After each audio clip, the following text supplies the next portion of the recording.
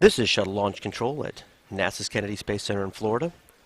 We're at T-minus 6 hours in holding in the countdown for Space Shuttle Discovery's STS-133 mission to the International Space Station. The launch team came in this morning at 5:30 for a tanking meeting. We should have been approximately 40 minutes into the fueling process for Shuttle Discovery's external tank. That had been the plan when managers and the team met at 5:30 a.m. Eastern to discuss the weather, but nature did have other plans, and we are not launching today. We have a 24-hour delay for Space Shuttle Discovery's launch, so the teams will come back in tomorrow, look for a break in the weather, and try to launch at 3:03 p.m. Eastern Time on Friday. Joining us here in the firing room number 4 in the Launch Control Center is the STS-133 Assistant Launch Director, Pete Nicolenko. Pete, thank you for taking a couple minutes to talk to us and walk us through well, why we're talking and not tanking this morning. Well, good morning, Allard, and thank you. All right, good morning, Allard, and thank you. As you mentioned, our team was prepared and ready to execute tanking this morning. However, the weather folks basically brought forward a weather forecast that is consistent with what they had mentioned to us yesterday, that we've got a cold front that's approaching our area, and for many of us in Central Florida, we're experiencing several rain showers in the area with light to moderate precipitation. There's no lightning in the area, so our tanking weather would have been acceptable.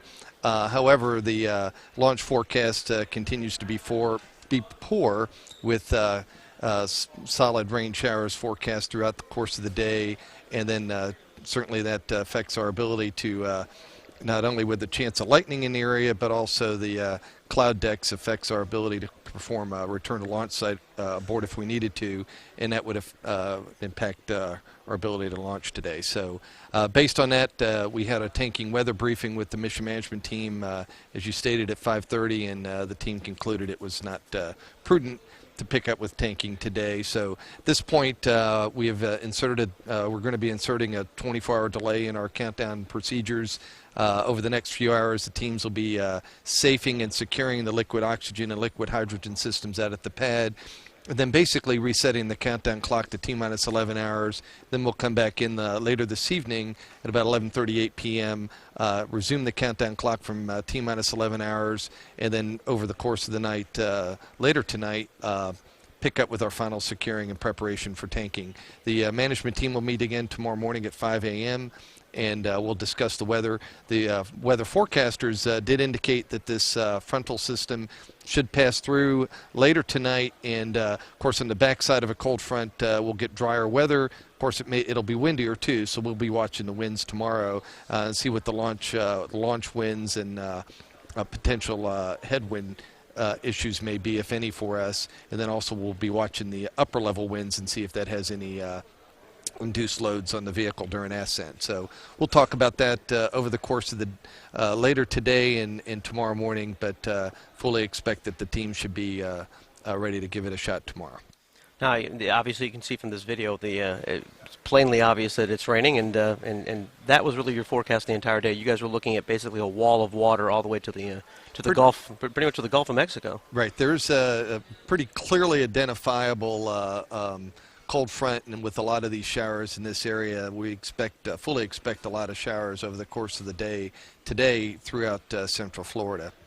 And fortunately, though, what we did notice, or what was reported to us, was that there was no evidence of a squall line or some severe weather. So the chances of lightning, although they'll increase later today throughout the day, are not expected to be as severe, I think, as what was originally forecast.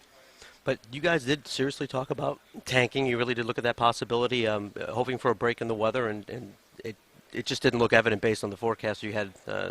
You got this morning. Well, we certainly take a good, hard, close look at it on any day, and if it looked like there was any possible chance at giving it a shot, then I think we would have chosen to proceed with tanking. But it was really very clear that today that it just wasn't looking to be our day weather-wise. And officially, you did we were still holding it an 80% chance of weather violations, only a 20% chance of good weather, and we had the same forecast yesterday. So you did come into this looking at maybe, but you were hoping for a little more clearing that just didn't look like it was going to happen. Absolutely. Certainly, the closer you get to the real time, the better your forecast is going to be. So what we did see, we realized when we met as a management team even yesterday evening that it was an 80% no-go forecast. But we thought we wanted to get another 12 hours worth of actual runtime and see how things shaped up. And as it turned out, just as our weather forecasters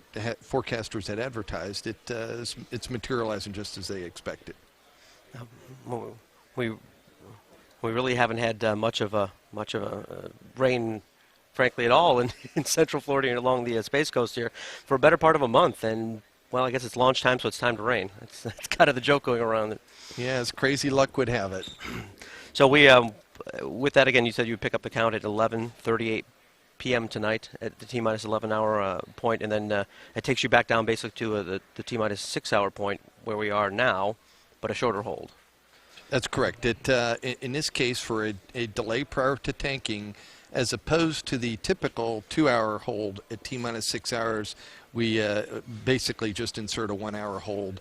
And usually for reasons such as this, for weather, we do not expect any technical issues. So when we designed the countdown as we did, we budgeted a 2-hour hold at T-minus 6 hours for a regular countdown, just in the event we have any technical issues we need to discuss and resolve. In this case, we don't expect that to be the case, and that's why we reduced that hold at T-minus 6 hours to only a single hour. And the forecast for tomorrow, had, as you said, it was obviously looks like it's going to significantly improve, but the percentage goes up tomorrow to, was it? Only 40% no-go for tomorrow, and that's based on launch winds, a return to launch site headwinds chance, and then a very slight chance of a cloud ceiling in the local area. And then finally, upper level winds are advertised to be higher as well. So our flight dynamics officers and flight control team in Houston are going to have to report back on what that means to induce loads on the vehicle through the ascent stage, and they'll have to let us know how that shapes up as well. And obviously, Discovery's 6 veteran astronauts won't be going anywhere either. They have a pretty light day, though, on their schedule. That's typical for a delayed turnaround like this? That's correct. It's for any kind of a delay such as this, they should have a fairly light day, and certainly they make use of that time and brush up and study procedures, get a little bit of quiet time opportunity to relax a little bit, and then they'll reset again for tomorrow morning. Well, I'm sure we could keep talking about the weather like this for a long time, but pictures like this pretty much tell exactly why we're not launching today, and we'll try again tomorrow afternoon. That's right. It's pretty telling. Certainly we can tank the vehicle in showers, and that doesn't hurt the vehicle as it is. But when it comes to watching our at launch time, we do need some clearer weather to protect our ability to not only launch, but in the rare event of any kind of a return to launch site abort, we need good weather for that as well. So looking at the first opportunity for tanking, or this fueling process that we should be underway with right now, if we didn't have the weather delay, at 5:38 a.m. tomorrow? That is correct. We'll the management team will meet typically about 30 minutes prior. We're scheduled for 5 a.m. At 5 a.m. tomorrow, and the earliest tanking opportunity for tomorrow morning will be at 05:38. Okay, well, I know you guys will, I think, really do expecting a better shot at this tomorrow, and at least 3 good launch attempts. Team's ready for that. That's what you guys did discuss that this morning as well. That's correct. We certainly we could. We talk as a launch team about our opportunities for not only on the primary launch day, but if we were to scrub any subsequent days, and we certainly do have launch window opportunities through Sunday. And if the team were to need to, we could execute 3 potential launch attempts in a row. But each day after a scrub, the launch director polls the entire team, and we verify that we can, in fact, support it from crew and team's rest perspective, but also the vehicle condition and commodities to support several turnarounds. And at this point, from a preliminary look, we can do that. But again, each day we would just take a look at it closer. The weather for tomorrow, as we stated, is 40% no-go based on winds. Saturday, the winds get a little stronger, so there's the forecast degrades just a little bit and it becomes a 60% no-go on Saturday, but then on Sunday it does improve to only a 30% no-go chance. So the weather improves somewhat, degrades slightly, and then improves further as we get to the tail end of the weekend. And at least forecast-wise for, not that it's an issue today, but for the next few days, and even as it was today, the transatlantic abort landing sites and Edwards Air Force Base in California and White Sands, New Mexico, they were both ready to support and will be tomorrow as well based on the forecast, correct? Absolutely. The weather at the other continental U.S. Landing sites, and then as well the weather overseas at the transoceanic abort landing sites in Spain and France, the weather was acceptable at all of those locations. So that would not have played in or factored into the weather discussions, at least for launch attempts today, and it looks and appears to be even for the next few days. Just the weather here today. That's correct. All right. Well, Pete, thank you very much for taking a few minutes. I know you get back to resetting the clock basically, and get your team back on track, and then I guess we'll come back in again and try this again tomorrow, but for real this time. Absolutely. You know, at this point, we just we'll make sure that the teams are calibrated and getting ready to perform the very standard procedures to turn around the launch team and the vehicle and the equipment for attempt for tomorrow. And I think we're set in that regard. So we'll come back, and the launch team will come back in the morning, and we'll give it another go at that time. All right. Pete Nikolenko, thank you very much, the STS-133 Assistant Launch Director, who hopefully will be assisting a launch tomorrow afternoon. Absolutely. Thanks, Allard. And again, just as a quick recap, this would have been a good 55 minutes or so into the fueling process for a launch attempt today, but we are delayed 24 hours because of obvious rain conditions that will be persistent throughout the day here in Central Florida and along Florida's Space Coast here on the east coast of Florida. We crew, the STS-133 astronauts, will remain here at Kennedy and have kind of a light day of training. They'll be prepared to get up in the morning tomorrow and start towards the launch at 3:04 p.m. Eastern Time on Friday. We'll, at least at the moment, with the tanking meeting taking place at 5 a.m., and the first earliest opportunity to begin the fueling process at 5:38 a.m. on Friday. We would look to have NASA television commentary begin at 5:30 a.m. We'll, provided we get a better shot at the weather. So again, we are currently in the T-minus 6-hour hold, and we'll be there until they resume, reset the clock to T-minus 11 hours in holding, and then they'll pick up the count tonight at 11:38 p.m. Eastern Time. So again, this is wasn't our morning or the entire day for time to get Space Shuttle Discovery on its way for its final mission, the STS-133 flight to the International Space Station, but teams will come back in tomorrow and give it a shot on Friday. So from the Shuttle Launch Control Center at NASA's Kennedy Space Center in Florida, this is Shuttle Launch Control.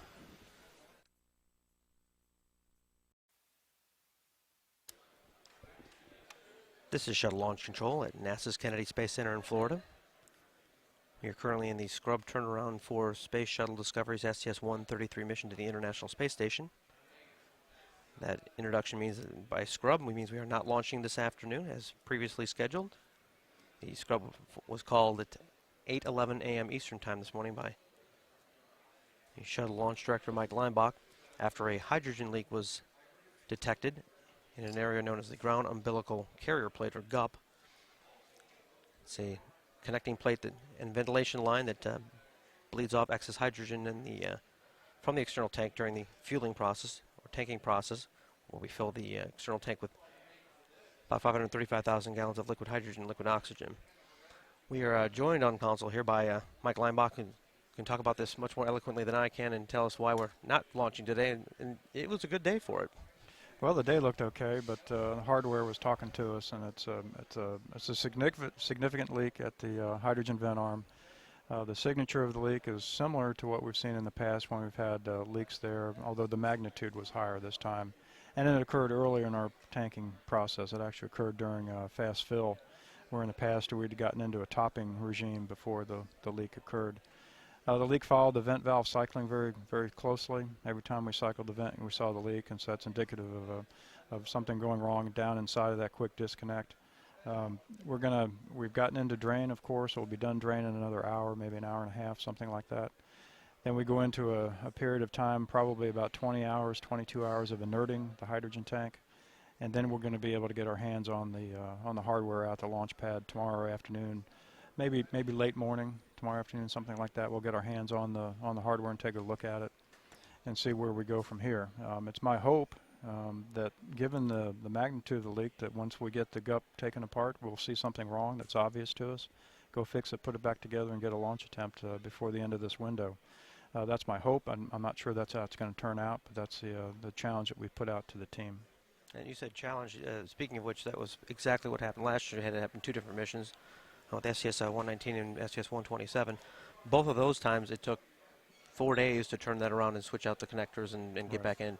You were looking at really the only possibility of, the earliest possibility being Monday, and that's 72 hours. So. Earliest possibility is Monday. We've gone officially into a 72-hour scrub turnaround, knowing that that's our last launch attempt in this window. And there are certain tricks that we might be able to do when we pull the GUP apart that says you get to the work quicker.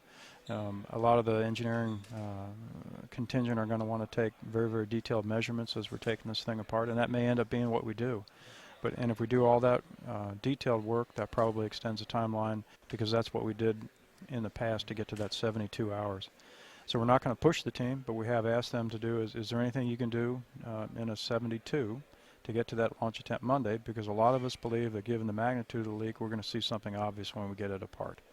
And if that's the case, then we'll change out what's ever gone wrong and put it back together, and hopefully that supports Monday. And that's the challenge. We're going to get together later this morning with the ops and the engineering teams, review that kind of top-level assessment, top-level plan that we've asked.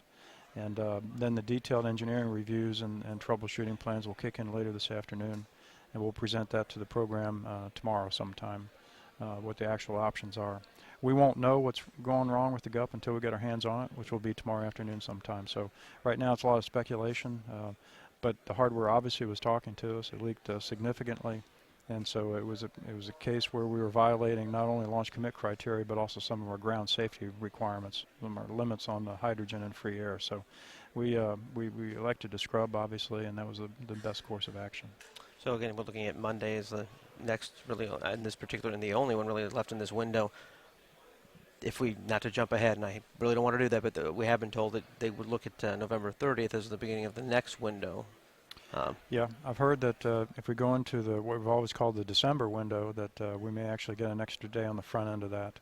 The programs are often investigating that right now for us. So a whole lot of people, a whole lot of different studies going on in parallel. We're going to concentrate on the hardware at the pad and see if we can't give the program an attempt on Monday.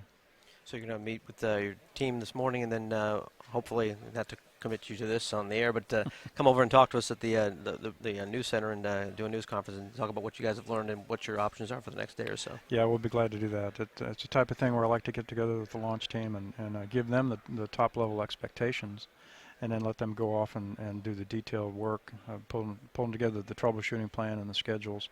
And we'll do that sometime tomorrow, and again, we'll present that to the program probably tomorrow afternoon. At least the idea of what we're going to do once we get our hands on the hardware, again, we're not going to even get out there till tomorrow midday probably. I need to take a look at it first before you can know exactly what you're dealing with. Yeah, we don't know. We know we have a significant leak, and we'll go address it. And if we can get an attempt Monday, that'd be great. And that's the challenge we're going to give the team. Okay. Michael Langbach, thank you for taking a couple minutes explaining where you are, and I guess we'll see you a little later this afternoon. Okay. Yep. Glad to do it. Thanks, Mike. Thanks, Howard.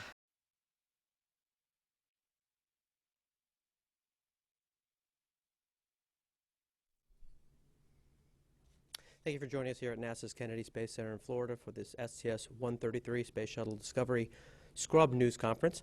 We have 2 briefers here today to give us a status on what Discovery and the next launch opportunity might be. First, we have the chair of the mission management team and the launch integration manager, Mike Moses. Good afternoon.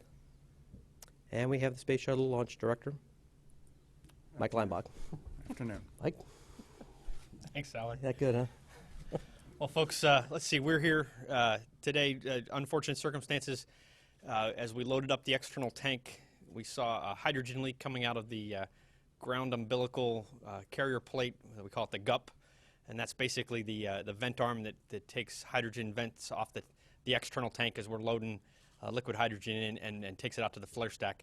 I'll let Mike tell you the details of what the team saw, how they reacted, and what they did to stay in a safe configuration. They did an amazing job.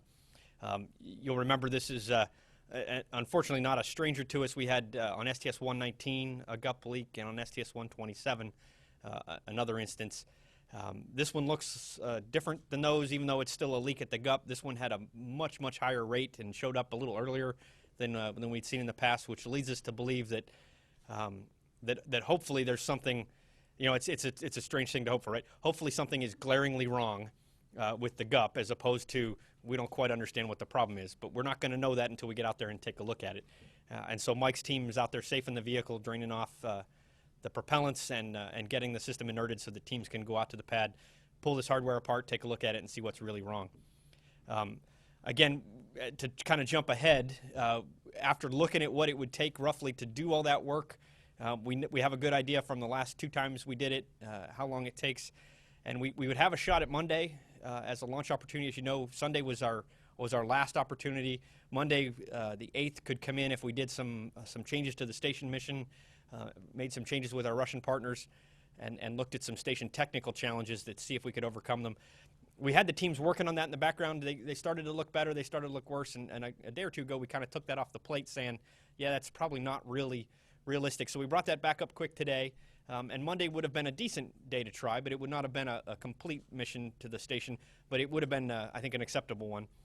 But coupling that with it's a one-shot deal, because Tuesday was definitely not going to work for us, and the time it would take to get out there to the pad and then find the problem, fix the problem, and do it in such a way that we can ensure, as you guys know, these are frustrating kinds of leaks. You hate to have a criteria or a leak that you can't really clear ahead of time until you've tanked the vehicle. That makes it a tough commit decision. So the idea being, we want to make sure we're going to go fix this and understand why it's leaking in the first place so that we can help ensure that it won't happen anymore. And so we need to take our time as we do that. We don't want to rush through it trying to get to a Monday launch. So based on all that, Mike's team brought in some recommendations that showed a path that could get us to Monday. But from the program perspective, we decided that the combination of all those factors said that it's not worth it. We're going to knock off this launch window. And so we're going to move to a launch no earlier than November 30th. I think that's about a 4 a.m. launch time, so we're back to night launches. And again, November 30th is not the hardcore set date. We're going to put that in the system as a CR, a change request to the program. Let folks take a look at it, make sure there's not a crew training issue, make sure there's not an issue with any of the other schedules that we'd go through. So right now the 30th is the first time that beta opens back up to allow us to launch. We'll go make sure that's really the date we want, and we'll work that through the normal change process of the shuttle program. At the same time, we need to wait and see what's actually going on with the gup, and let the teams go take a look and see how they're going to repair it. We'd suspect that by then that's plenty of time to fix that problem, but you just never know what you're going to find. So we'll have to factor that in as we go forward. And then you might have heard as we were leaving the control center, you know, we finally got teams, the tanks were drained, we got teams back out to the pad. Normally after we tank, we'd send the final inspection team out, the ice team. They'd take a real close look at the tank, see how it's doing with all the cryogens in there, make sure the foam is behaving itself, make sure there's no ice. Since we didn't launch and load the crew in, that team didn't go out until after we've drained, but they did go out and take a look at the tank. And in doing so, they detected a crack on the inner tank foam. It's actually up on the flange between the inner tank and the, I think it's the LOX tank. There's about a 7-inch long crack. I think we might have a picture of it. Yeah, there it is. So a crack with what we call an offset, which means it's cracked and moved a little bit. That gives a place for ice to form, and that's not something we like to see. I don't know if that would have passed our criteria to be go for launch, but it certainly would have been something that would have generated a whole lot of discussion. It's located on the plus Z side of the tank, which is the side that the orbiter's made it to, and I believe it's over pretty much right above one of the bipod attach points, which is the Y fitting up in front that attaches to the nose of the orbiter. We don't have a lot of details on this. It's fairly new. The teams will take a look and see what happened, and we'll look and see what we have to do, both in terms of what caused it and needs to be adjusted or fixed to make that happen, and then what needs to be done to this tank to fix that crack before we go forward. So we have a lot to do before we actually settle in on a new launch date. And you've heard us say this now a couple times that that we're going to make sure we fix the problems and then worry about the launch date later. So November 30th is the first time the window opens, and I can't commit to saying that's exactly when we're going to launch, but that's what we're going to start setting schedules for. and we'll get the results from both the gut problem and this external tank foam problem, and some of the other problems we've been having all along. You know, we talked about this circuit breaker problem that was given the little funny signature into the main engines. We may look and see if we have a chance to go in and replace that without a lot of effort. If it's a big configuration change, we still might choose not to do that. But there's a lot of things we got to go talk about, and we'll do that through the normal course of the program. So with that, that's really all I have to say. It's a frustrating thing, but it's a good thing, right? You obviously these things happen. It's the way the space business works, and the team is very good at rolling with the punches. They came right off of the tanking, moved right into a scrub turnaround type scenario. It's a pleasure to watch Mike lead his team through that effort, and they really respond well. And I can't say enough good about the team here at Kennedy that does that, and all the folks that then fly in and support from an engineering standpoint as well. So with that, I'll turn it over to Mike. Okay, thank you a lot, Mike. Appreciate those words. We'll see a little bit about the loading scenario for the external tank first to get us all on the same page. When we first start loading the hydrogen, we go through a chill down process, because after all, we're taking the systems on the ground and in the orbiter and the external tank from an ambient temperature to cryogenic temperature, and so we have to do that very slowly at first. We go through a chill down, which is just gas flowing through the system and into the external tank. Once we reach a certain temperature profile, then we go into a slow fill. Once that is complete, after about 30 minutes or so, we go into our fast fill, and that's when the fluid going into the tank really kicks in hard. After the fast fill phase, we get up to about 95% full in the hydrogen tank. We go into what we call our topping sequence. And that just takes it up the last little bit, and then we get into a replenish where we're actually flowing in the same amount of liquid that we're boiling off. During this whole time, since we're flowing liquid hydrogen into the tank, a certain amount of that hydrogen boils off. It's inevitable. It's a physical phenomenon that happens, and so we have to take care of that boiled off hydrogen, and we do that across the vent arm, which is where this GUP is located, the ground umbilical carrier plate. And so as the hydrogen is boiling off, we're trying to maintain a certain pressure range inside the hydrogen tank. When the pressure goes up, because we're continuing to fill the tank, we open the vent valve, let the pressure down a little bit, then we close the vent valve as we're continuing to fill, and so we just maintain that pressure band via the vent valve cycling process. The leaks that we had in the past occurred once we got into the topping sequence. Today we were still into the fast fill sequence when we got into the leak, so the leak occurred sooner than we had in the past, and the magnitude of the leak was higher. The concentrations were higher. The team, Mike mentioned the team, they did an outstanding job of responding to this leak. We had to reduce the flow rate even while we were in fast fill in order to maintain a certain, so we wouldn't violate too much of our criteria at that interface. We have ground safety requirements for hydrogen. We also have a launch commit criteria for leaks at this area. We violated both of those, and the team, again, we had to reduce our fill quantity in order to stay within safety limits. And so we recognized pretty soon that we were probably not going to fly today. Every time we opened the vent valve, you saw the leak come back, and in fact, it would spike out on our sensor there, which indicated it was greater than 6% hydrogen at that location. And so it was a significant leak. It occurred sooner than we thought, than we've seen in the past, excuse me. And so while it always followed the vent valve cycling, in my mind, there's probably something else going on inside there, because it happened sooner and it happened more. The leak rate was higher than it has been in the past. And so we controlled it. We tried cycling that valve several times in our troubleshooting technique. That's a typical technique where you might be trying to clear some ice or some debris. That didn't work. In the past, that has worked. And so then we knew we were done for the day, and we talked to Mike, and we all concluded that from a safety perspective that we were done for the day, and we declared the scrub this morning. We got immediately into drain of the hydrogen. That's all complete now. The drain of the liquid oxygen is complete as well. The guys are out of the pad, of course, looking at the tank. It takes 24 hours to inert the hydrogen tank, where we get where the residual hydrogen that's at the bottom of the tank that can't drain out because of the orientation of the drain line. That has to boil off, and this whole time we're pumping in helium in order to inert that tank. That takes 24 hours. And the point of all that is that we will not be able to put our hands on the GUP for 24 hours from the initial leak. And so sometime early tomorrow morning, maybe 8, 9 o'clock or something like that, we'll be able to get the guys out to the pad and start troubleshooting with our hands on the hardware itself. And again, the plan that we laid out for Mike may have supported a Monday attempt. It would have had some risk in it, and that we wouldn't have been able to do all the detailed measurements as we were taking the gup apart. And so from a forensic perspective of understanding the leak better, so that we know for future flights exactly what's going on, the program made a decision not to go after that attempt on Monday with the minimal amount of work, which in my mind is the right decision. So we'll go do this very methodically. The teams are putting together the detailed troubleshooting plan right now. And again, we'll kick that off tomorrow morning once we can get out there and put our hands on the external tank. So that's where we stand. We're backing out of launch countdown. We will be completely out of count probably tonight sometime. I forget the exact timeline on that. But we will come back in late November and give it another shot. So disappointing for the team today, for sure.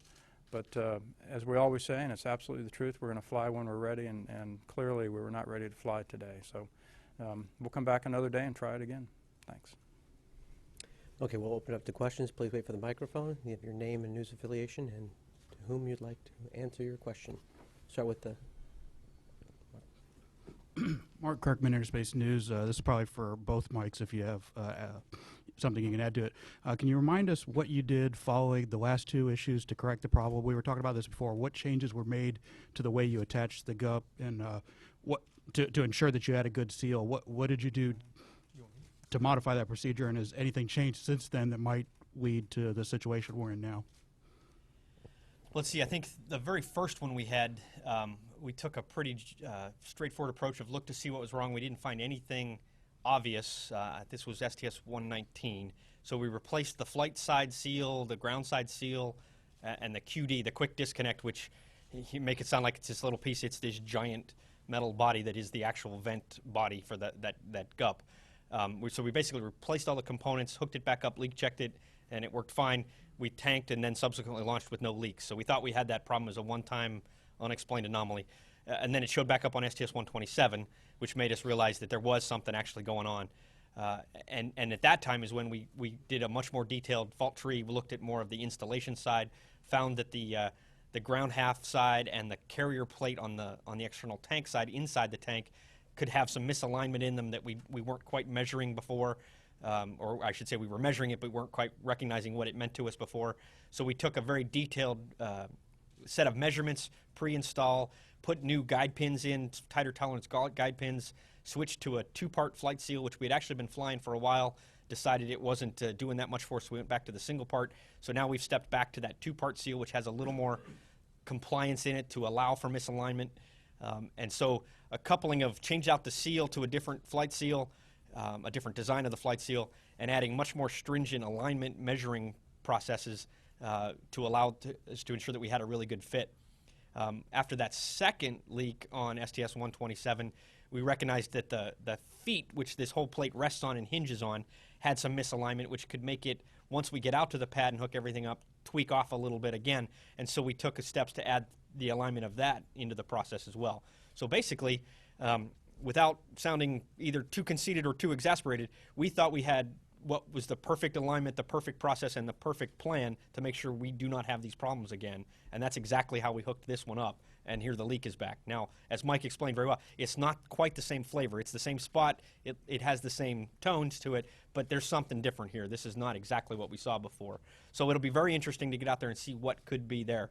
When we did the fault tree analysis before, there were a lot of things on there that we were able to take off right away because we got out to the hardware and looked at it, and we won't be able to do that until tomorrow. We might find something obvious, and that's our hope, or it might be something that's a little more insidious that we didn't quite expect would be a problem, and turns out actually stacks up and is a problem.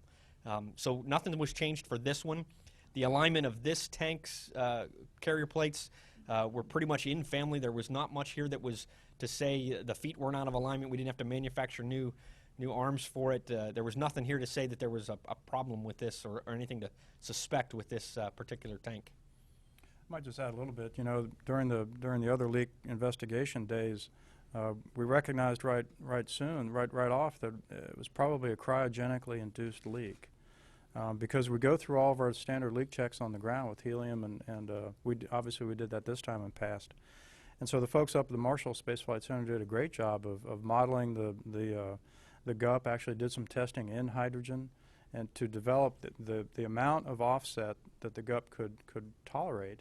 And then as the program took that actual test data, halved it, and that became our criteria to align the GUP on the ground. And again, we passed all those tests today, or during this pad flow, with the ambient helium, and everything looked fine. So right now this is kind of a mystery, even though it's at the GUP and you think, well, the guys have had GUP leaks before. That's true, but in my mind there's something else going on here. Okay, Bill. Bill Hart with CBS. Two quick ones for me. Mike, did you have a concentration level on the hydrogen? And I know it was more than 6%, but can you be more specific? And was there ever a safety issue with that much hydrogen floating around? And then I have one quick follow. Yeah, our sensors spike out at 6%, and so the trace that we had spiked up and then leveled out because we can't tell how high above that 60,000 parts per million we had. It was higher than that, I can tell you that, certainly. We set those limits based on ground safety requirements, and there's also a launch commit criteria, and so we were violating both of those.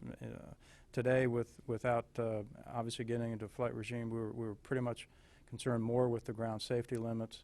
Once you get into those limits, you really want to be very, very careful. We were in a condition yellow, which is what we declare when we get a violation of that magnitude, and that's what caused the guys to go to that reduced fast fill in order to stay below those limits.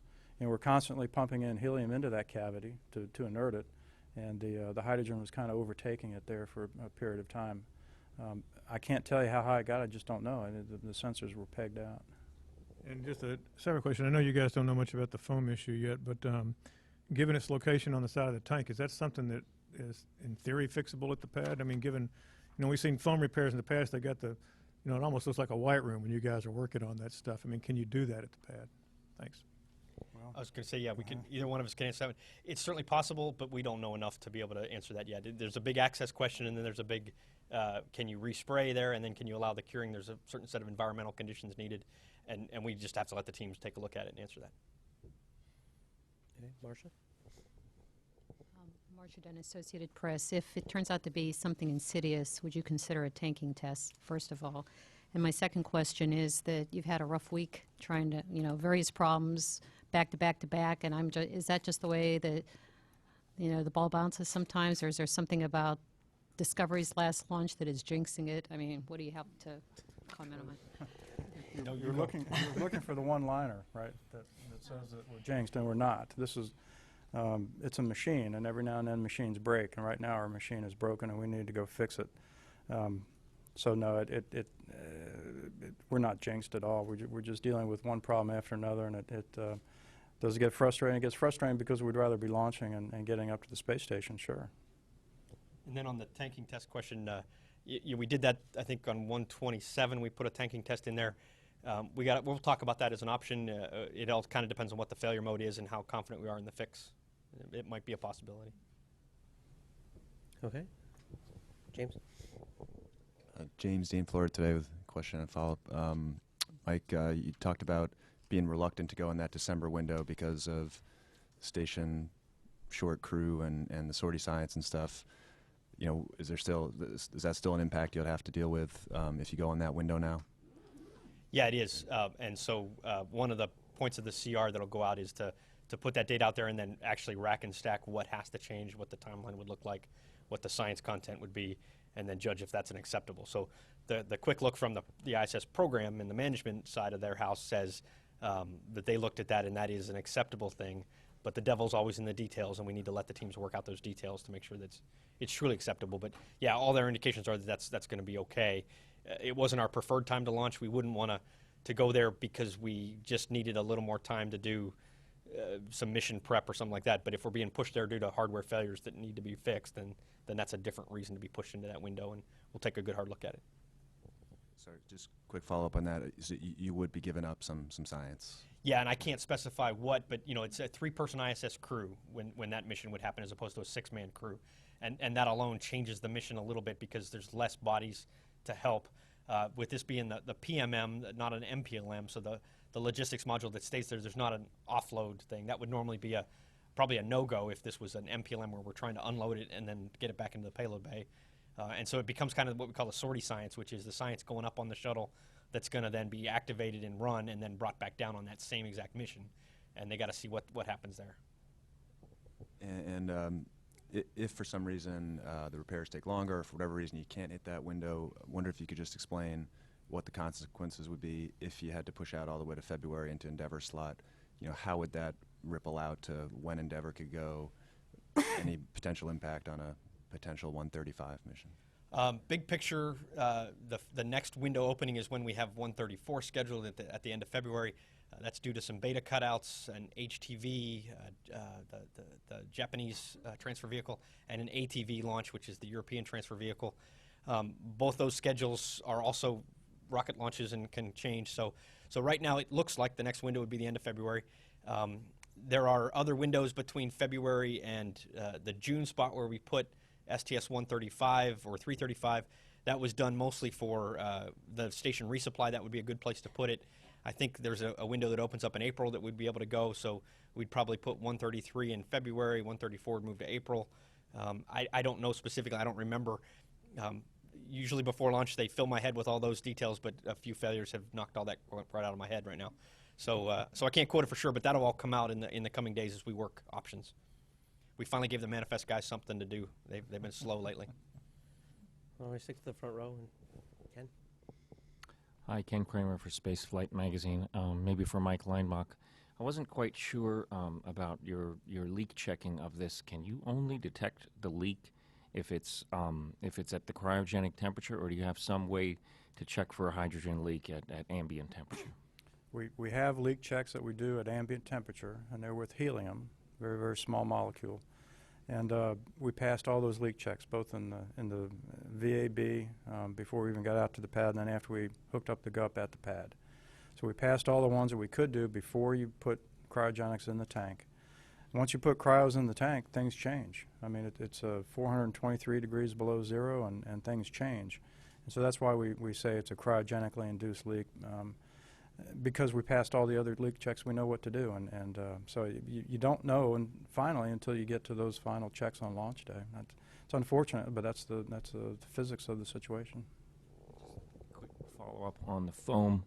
Was that foam, was that crack in any area where the foam could hit the orbiter?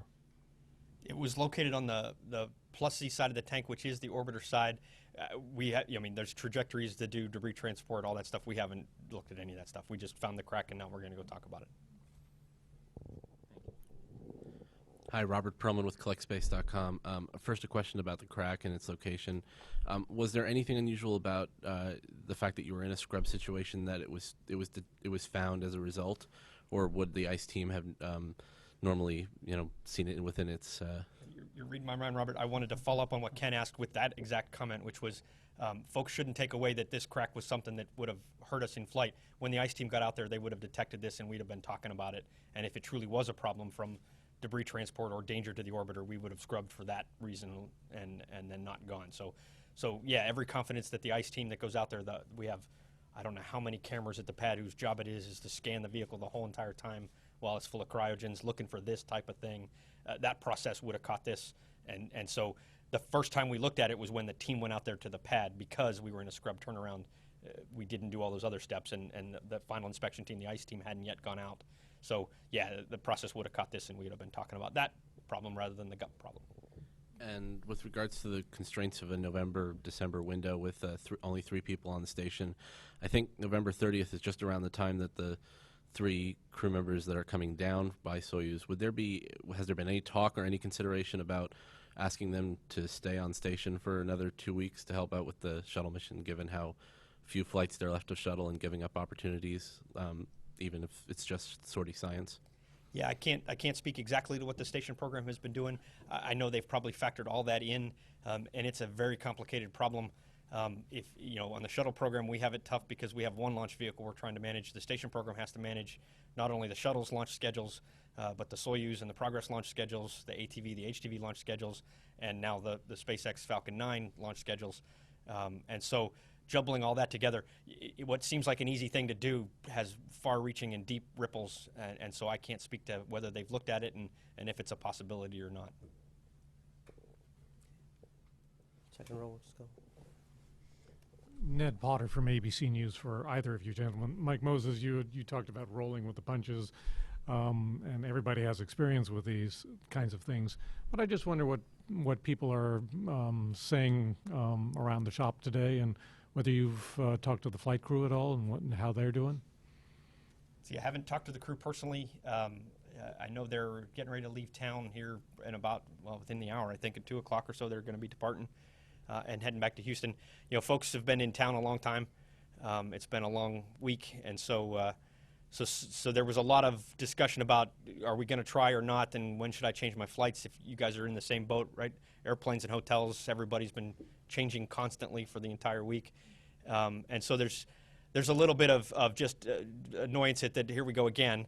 But from a team's perspective as to the shuttle and the problem out there, not to a T, everybody reacted exactly the way they do all the time, which is, hey, this is a problem. We're going to go fix this. We're going to figure out what's wrong.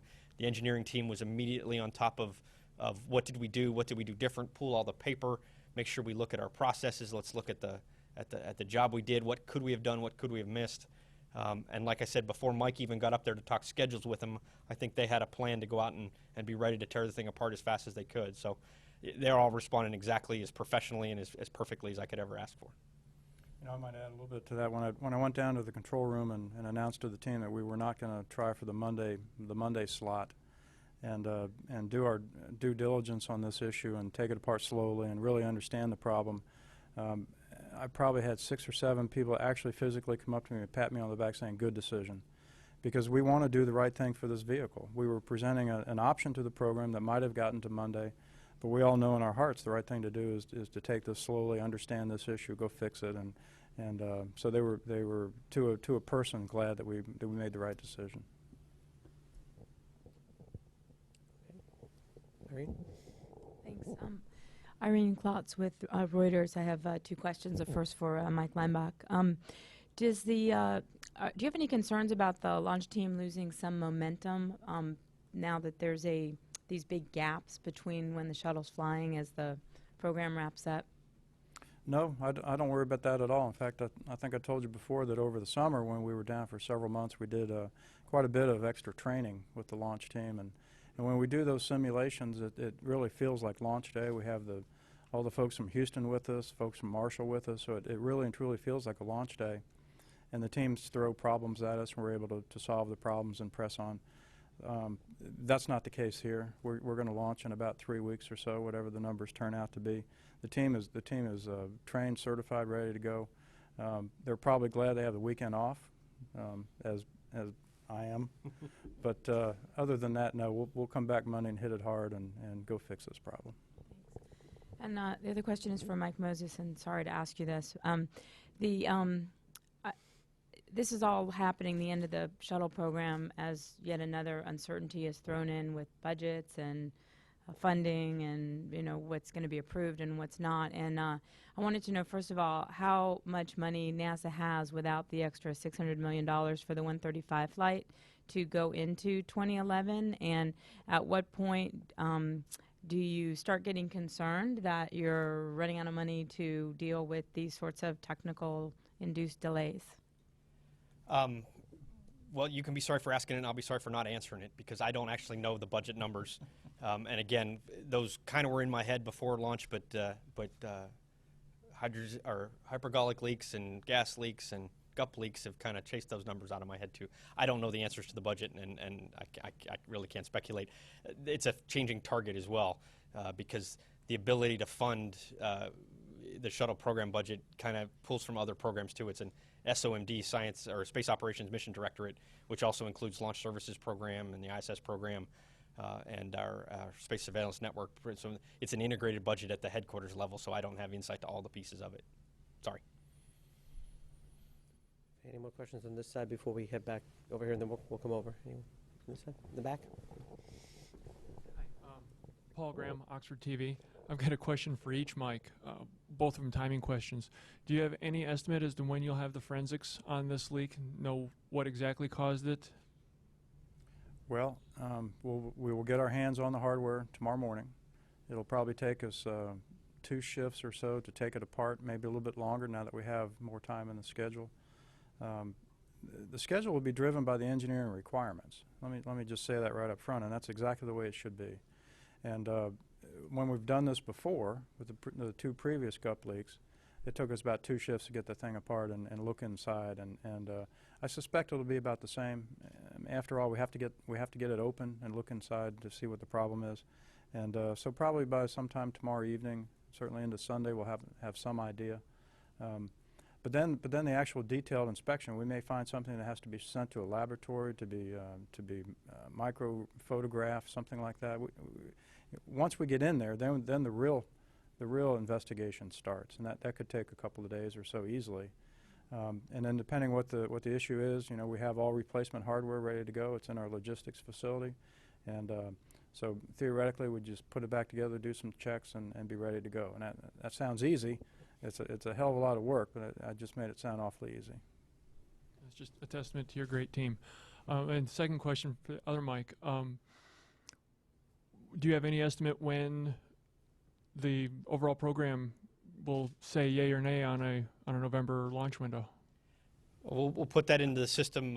If they didn't do it today, they'll do it Monday morning. We usually have a 2-week turnaround on those kind of things. We might ask for a short 1-week evaluation on this one since folks have already been kind of looking at it. So within a couple weeks, we'll make the decision. Again, it's one of those things that knowing that that's the target window, we can start to build our schedules for it. We talk a lot about our launch schedule is not really our launch schedule, it's our work schedule. And so if I don't schedule a launch, it's hard to schedule the work that supports that launch. So we kind of already know that. We're going to have the guys build schedules that support November 30th, and if we need to tweak that a couple days, that's easy to do at that point. So I suspect within the next couple weeks we'll settle in on the date we really want. Yeah, we had a question on this side or here. Who's closer?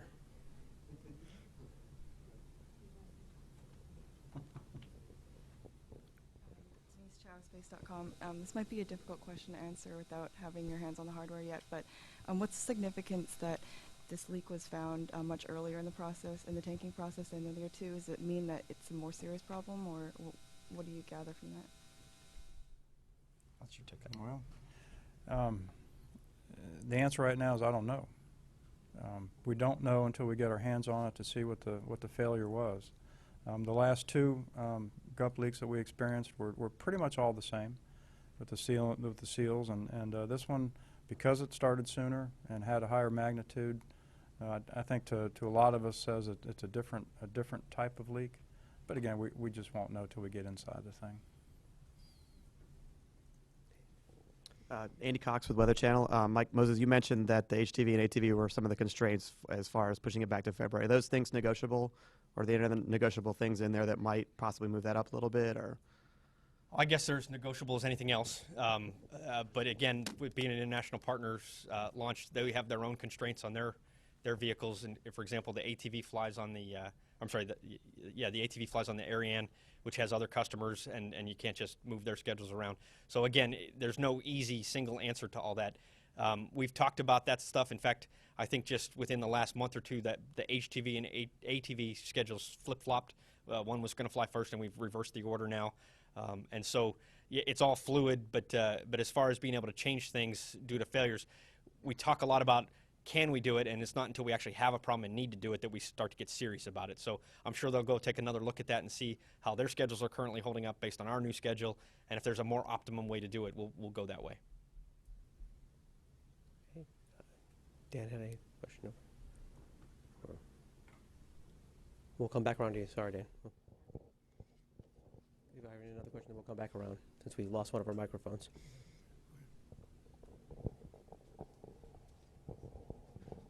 Thanks. So long walk for a short question.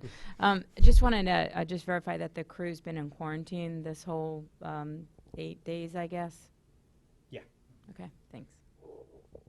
Okay. Now this is Bill's got one. We might as well. Yeah. Sorry. Sorry about that, Dan. For Mike Leinbach, I think, do you guys even know that it's in the GUP? I mean, is it possibly that it's in the inner tank, within the plumbing that's leading from the top of that tank over to the GUP? Yeah, no, it's in the GUP somewhere. We have instrumentation inside the inner tank as well, and they were rock solid. This is the long walk from, I don't know what the length of the question, but Dan, Bella? There's no other microphone over there. Yeah, we too had a public affairs failure and lost a microphone during this. I should have walked over there. Dan Billow, WESH-TV. Launches have become few and far between this year and somewhat last year, and you're getting a few nitpicky little valve things. And is there anything to the fact that hardware doesn't work as well when it's not exercised as often? Do you have any concerns in that regard? Just in general, It's probably a race for both of us to say no. Yeah, none of the things we're seeing have any indication of age or lack of use. The checkout requirements, we call them the OMRS, the orbital maintenance requirements, are very stringent into when things get checked out and how frequently they're exercised. Those have been in place forever. And so we haven't made any changes there. So the hardware, even if it's not being used, is still checked out and exercised at a regular schedule due to its interval requirements, especially the ground system side of the hardware. The flight system side of the hardware has to pass its requirements as well. Really, the pad flow, there's a lot of reasons why the pad flow looks like it does, but one of the things about it is the act to check out a fair bit of equipment before you go launch it. And so some problems just don't show up until you get to that point. For example, the gas leaks that we had, you can screen for those all you want, but that quick disconnect's not going to leak until it breaks. And it worked previously, and until we filled the tank up, we didn't know it was leaking. So some of that stuff, while it looks like it's kind of stacking up on us, is really just a coincidence of use causes failure sometimes. I don't know if you want to add anything. No, that's good. Question in the back? Anna Leahy, Chapman Magazine. You said the crack was 7 inches long. Is that correct? Oh, on the foam, yeah, I don't know dimensions. Ballpark, they said stringer to stringer, looking at the photograph, that's about what it was. I don't know the exact dimensions. Okay, and you said that it wouldn't, you didn't know whether it would be a no-go in and of itself, and can you say what kinds of characteristics of a crack like that would be a no-go?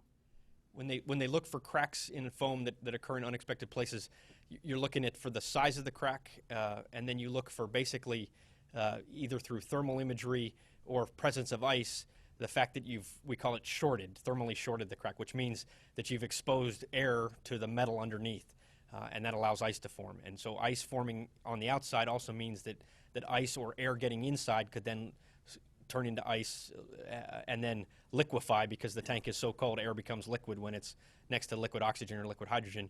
And then as you go uphill, that vaporizes and becomes an explosive event, which explosively in the foam pops it off the tank, which then makes debris. So that's one of the big screening criteria we look for.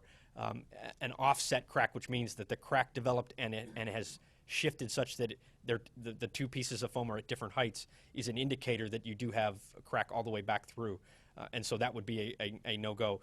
Again, I don't know, because we haven't done any of the dimensional analysis, because the teams that would be clearing this for flight went home when we scrubbed, and there was no need to clear this, but that will be looked at and certainly in depth analyzed as we go forward from here.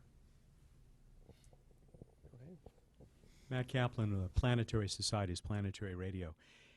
How do you capture the knowledge that you gain from dealing with problems like these, particularly if they reveal something unexpected, for programs that are going to follow the shuttle?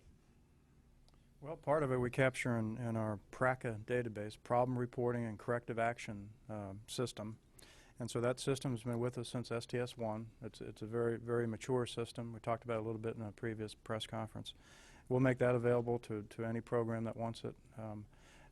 The people themselves carry a lot of knowledge in their head. We're going through an effort here at KSC and at the other centers to try to capture that knowledge, write down our histories, our experiences, and capture that somehow. But the hardware is captured in that PRACA database, and that's available to anybody. Marcia, follow-up? Marcia Dunn, Associated Press, probably for Mike Moses. If this flight does bump into next year for whatever reason, is there any concern among, I guess, the upper management that that could be a bad way to try to add that extra flight? I'm just wondering, the more this stretches out, does it make it less likely that NASA might get that extra flight, money aside? Yeah, since the extra flights hinged on money, I don't see that it would impact that. As long as the windows allow for launch opportunities that don't push too much beyond the money we have, I think there's not a big threat there. And currently, we're not looking at that. You know, we've had this launch window aside a very good record of being able to resolve the problems we have in the window we have available to us. And this window was a pretty short one to begin with. Knowing we have another one coming up here at the end of November, beginning of December, is a good chance to clear this one off the plate. So no, nobody's really worried about that. I'm sure there's people talking about it, but nobody's really worried about it. Does it go through December 5th? Is that still I forget. The 6th sticks in my head for some reason. I think the 6th was the end, and I don't remember why that ended it, but I think it was a Russian EVA, but I don't remember for sure. James Dean, Florida Today. A couple more questions. First, just wanted to make sure I understand the decision not to go Monday. Was that entirely GUP related, or was the tank, the foam crack, the extra thing that kind of pushed you over the edge to say let's not? We were sitting up in Mike's conference room, and he was giving us the schedule for what we would do to be able to launch on a Monday for a GUP repair. And we said we talked collectively and kind of decided as a team that's not what we wanted to try. We all agreed and went to get some cookies, and then they came in and said, "Hey, look, the ET foam has a crack on it." So that was not part of the decision.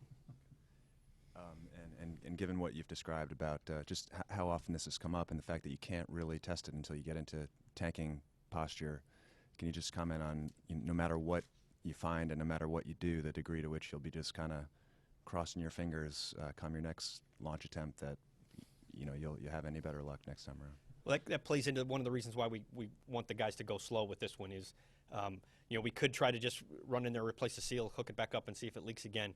But then we're going to be wondering, is it going to happen on the next launch and the one after that? And we don't want to be playing that kind of roulette. There's a certain amount of, I call it cost, and while it is dollars, it's more in terms of the impact and overall resources to tanking the vehicle and attempting a launch. And we don't want to do that if we don't have high confidence that we're going to be able to. So problems like this are troubling to us. We try to screen for them ahead of time with all these ground-based leak checks. We know this one has been a trouble area, but we thought we had it licked, so we're going to take our time to make sure we do have it licked. For a while there, we had eco-sensor problems, and there were folks crossing their fingers every time that eco-sensors happened. Now we've got them all focused on the GUP, so nobody worries about eco-sensors anymore. They look at the GUP. It's really what's the next thing to look at and pay attention to. So whether that helps or hurts, I don't really know, but it gives folks something to do. Hi, Ken Kramer for Planetary Society. Mike Leinbach, I think. What is the allowable hydrogen leak concentration limit, and what is typical that you see? The allowable is 40,000 parts per million. At that point, we go into that condition yellow I talked about. Below that, we have, I believe it's 10,000 parts per million, where we have to take some action. I don't think we can launch with more than 10,000 parts per million. Typically in that disconnect, maybe you get a couple of hundred parts per million, something like that. Okay, any other remaining follow-ups? I guess one in the front here.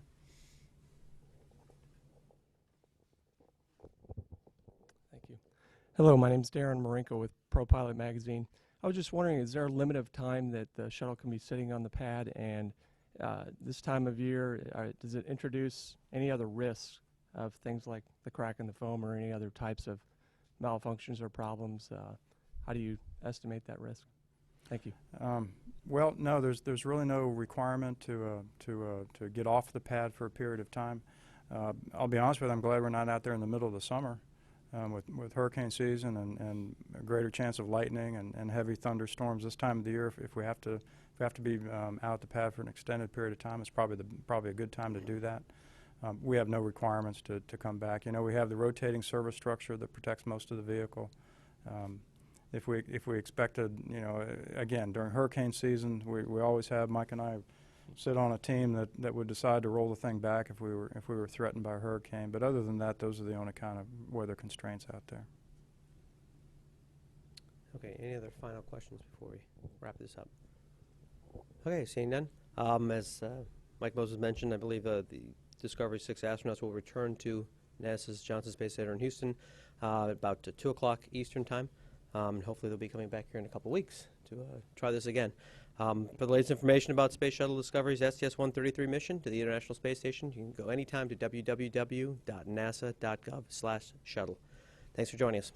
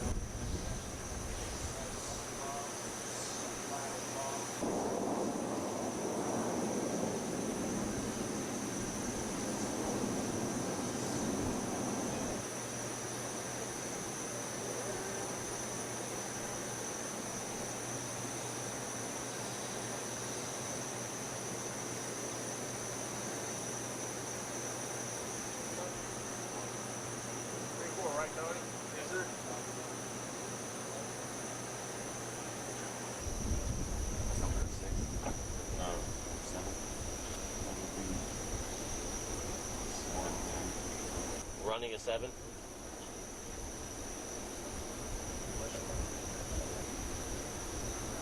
Running a 6.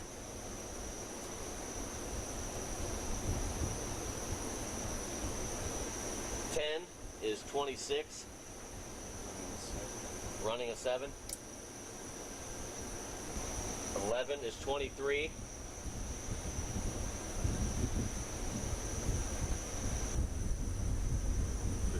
15 is 25. Running 6. 16 is 26. Running 6. 17 is 27.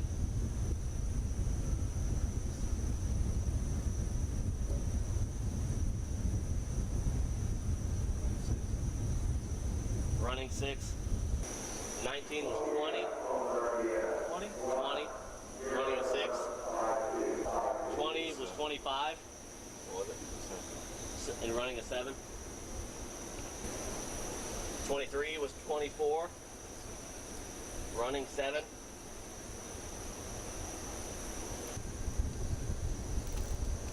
Had to bring Timmy clothes out here.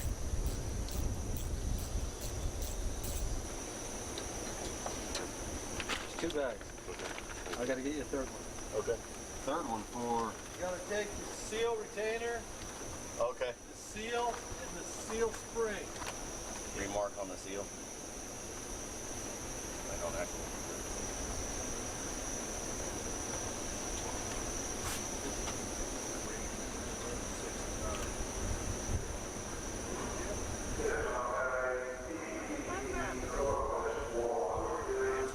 That's the one. There you go.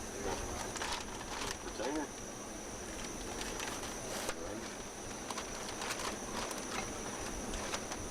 Retainer, spec, seal retainer for damage, salt, gloves, handle the engagement.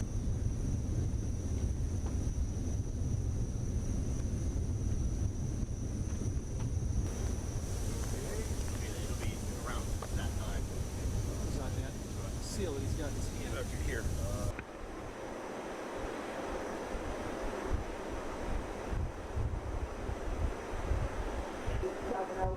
Brian, element 18704.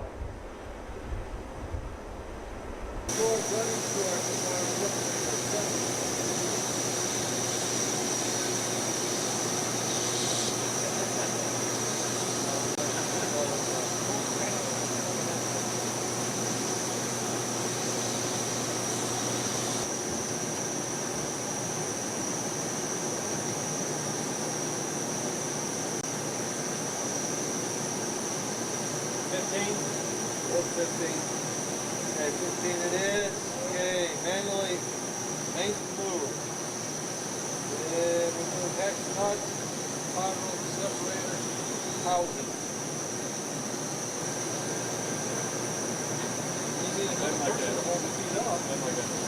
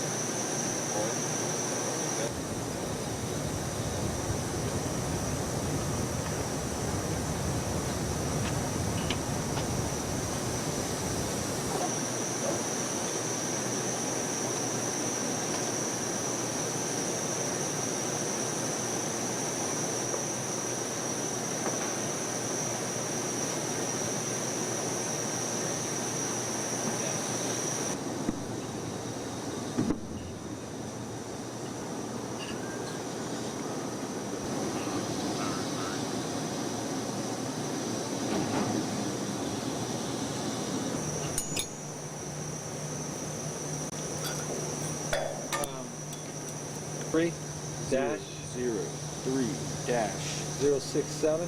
067. Step you're taking your line on it.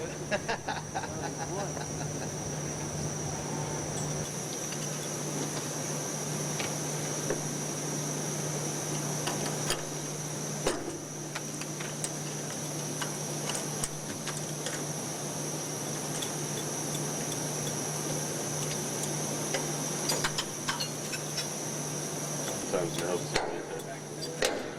There you go.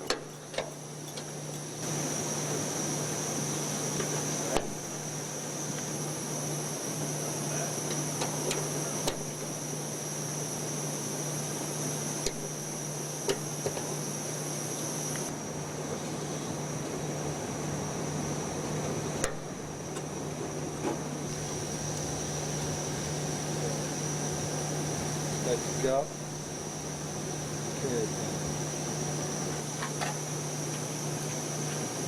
It goes from the, like I said, from like 4 to 7, 4 to 8.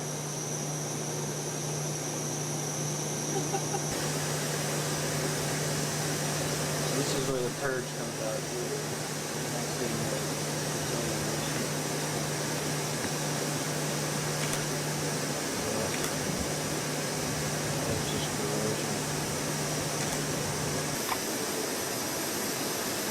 This is what made the smell.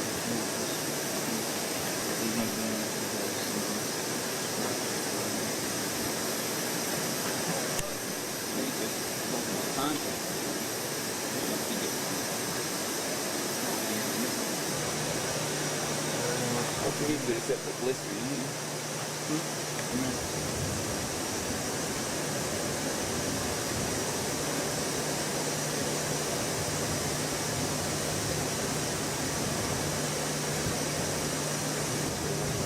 All that white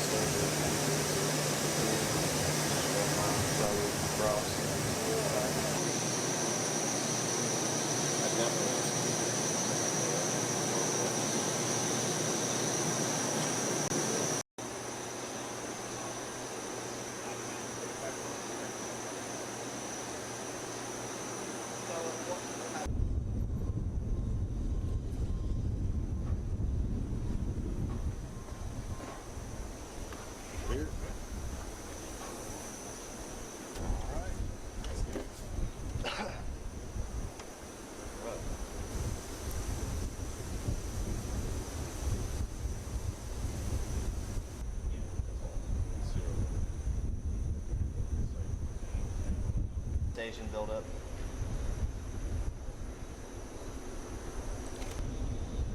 I know. I don't think we nicked the foam anywhere. We're fucking taking it out.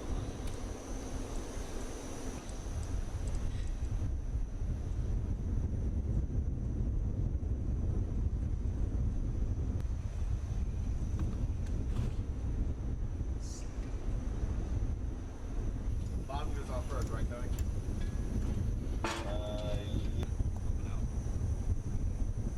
All right. The bottom sill? Yep. Make sure you rotate those clamps back and kind of keep them out of the way so they don't grab anything.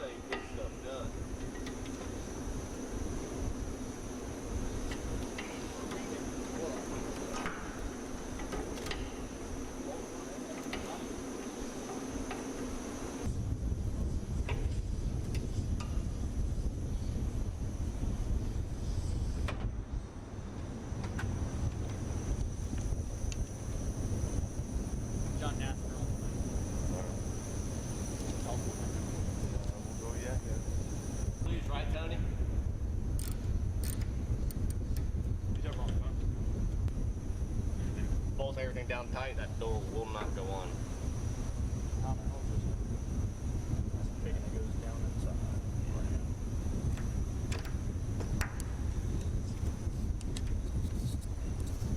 I've got one just kind of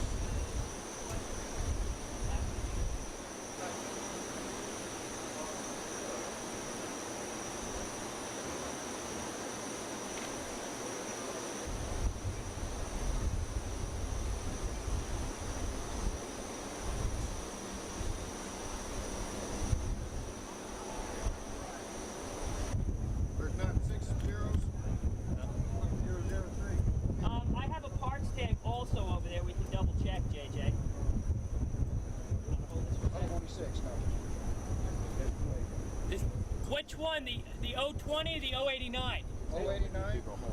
All right. 826-2902.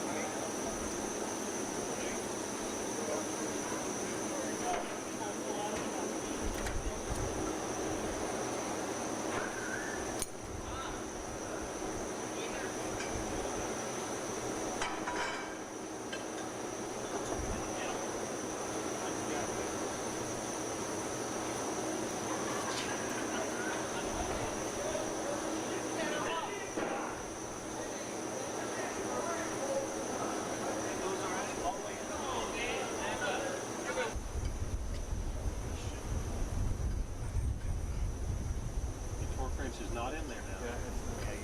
Yeah, it's not.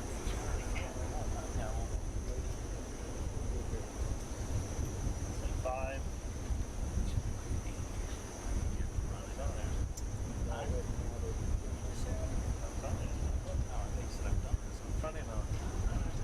Not even five. I have to get up to six eventually.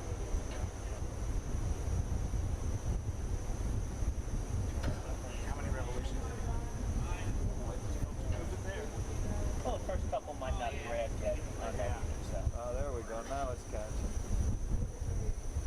Okay. Should be running around 15. Your target's going to be 52.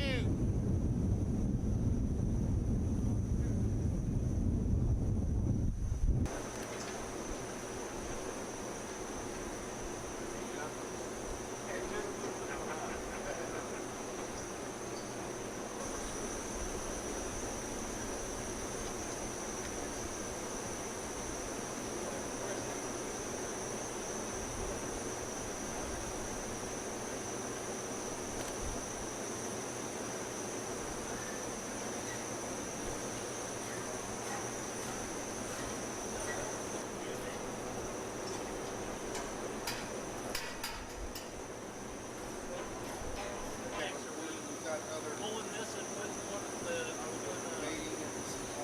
backman in here.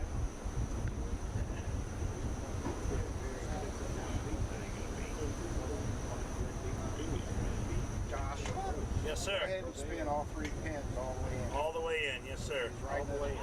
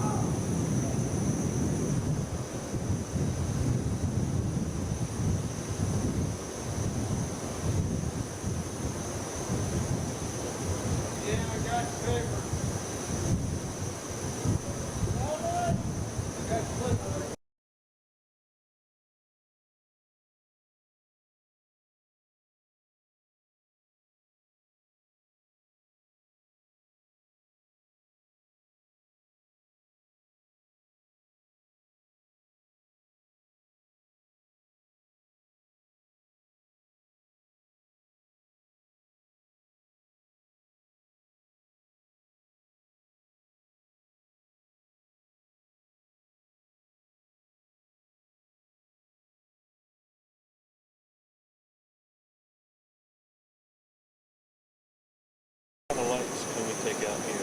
Patty said she can get the ones up top, and I think the ones down below. So when Dan's ready, we're going to call her and see if we can get these reduced to help them out. And I'll get on the phone with Patty and see if we can reduce it as we go.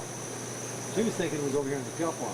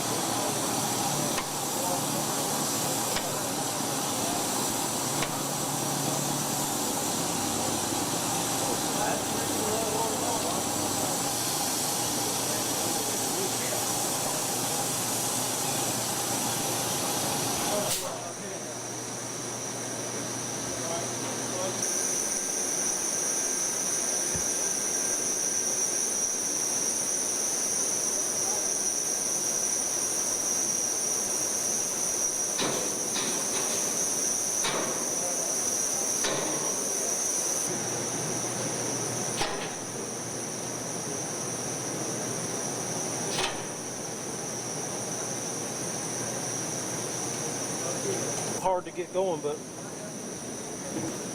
just be careful. The exposed vortex sealant.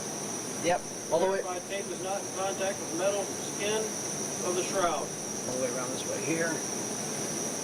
That's verified. We're good. Verified. Okay. Yeah, right. Can we lift up on the hose a little bit?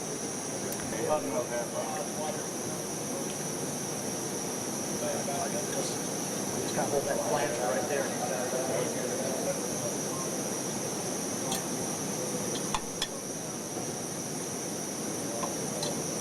Last one. Okay. There we go. Got it?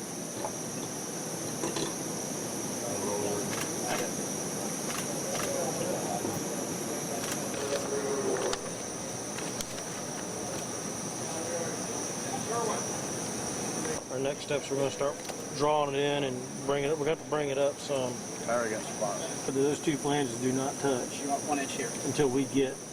All right, Stop right there. Stop right there. Yeah, I'm going to bring it up. All right. Go ahead, Justin. All right. Bump one. Come up a little. Yeah, come up a little bit more. We'll get a lot more. That's good. So what we're looking at for is this spec north or south. Hardware good with pry tops down here? Yeah. Okay. Uh, Sure do that. Yeah.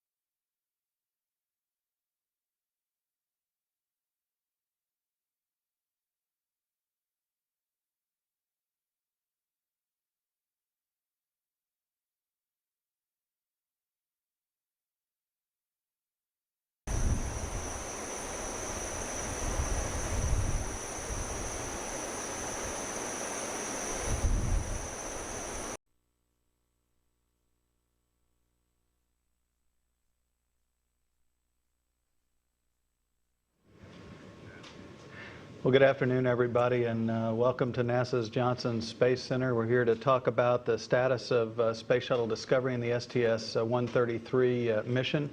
Joining us today is Bill Gerstenmaier. He is the Associate Administrator for Space Operations based out of NASA headquarters. Also joining us is John Shannon. He is the Space Shuttle Program Manager. We'll hear from both gentlemen, and then we'll take questions from JSC, KSC, and then out on the phone bridge. So with that, I'll turn it over to Bill. All right. Thanks, Kyle. First of all, I'd like to say, John and the whole shuttle team have just done a fantastic job of working through this problem. They're methodically looking at all the data and the analysis. They've laid out a really excellent plan to get through this problem and understand what's going on. It's an extremely well-ordered plan with the high priority items first, and it looks really good. The teams at KSC have done a great job. They've completed the repairs on the tank and completed the x-rays that will provide critical data to the analysis teams and to John's folks that are looking at all this stuff. We would have liked to have found a most probable cause by now, and things would be a lot more straightforward. This is turning out to be a little more complicated from an analysis standpoint, and it doesn't lend itself to a very easy answer. But again, I think the teams are working through this methodically. They're not going to rush to any kind of conclusions or any decisions that are not right until they've really got those supported by good data and analysis. So they're continuing to do that, and we'll see how things come in the next several days. We thought we'd like to talk to you today just a little bit to give you a status of where we are. We haven't talked to you in general for a while. We're not going to be able to answer all your questions because obviously the teams are still looking at data. We can kind of tell you where we are, what's going on, what's happening. John will give you a lot more details. We'll be careful not to speculate because especially at this time in an anomaly resolution activity, things change pretty quickly. The right analysis comes in, the right data comes in, and then we're off on a slightly different path. So we'll be careful not to speculate too much about where we're going and where things are heading. And again, we're going to do like we do with all these problems. We'll let the data drive where we're heading. We won't pick a particular launch opportunity. We'll be aware of where the launches are, but we'll let the data, the analysis, and the work in front of us kind of drive where we go. So with that, I'll turn it over to John, and he'll give you some more details. John? Okay, thanks, Bill. Yeah, like Bill just said, we got out of our last big engineering meeting with participation from Johnson Space Center, Marshall Space Flight Center, Kennedy, our independent engineering and safety groups to talk about this external stringer crack.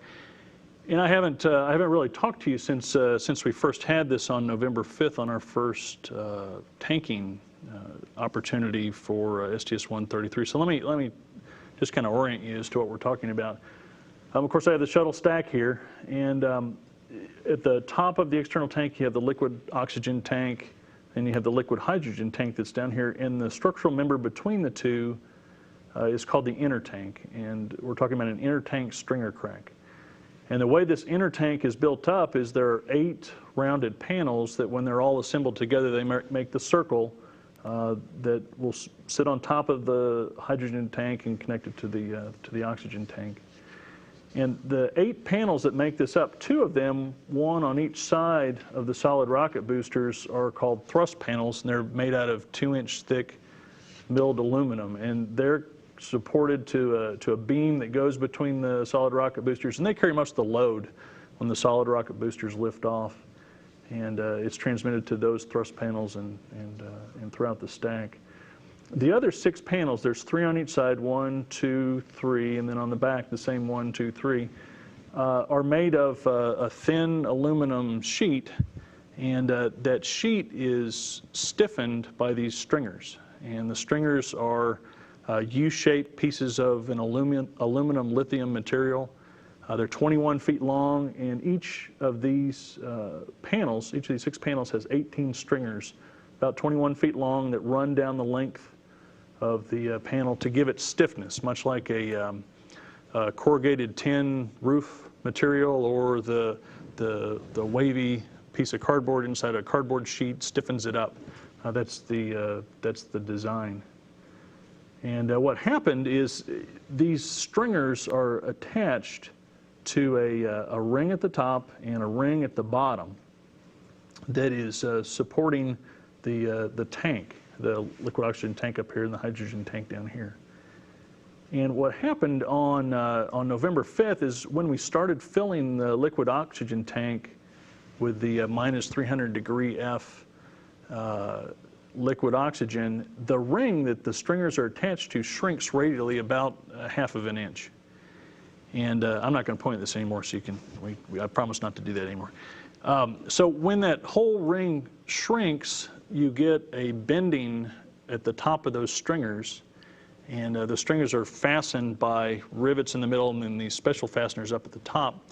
And as that ring shrinks, the top of the stringer bends, and the design is such that it just bends in, and it doesn't really take much load other than that.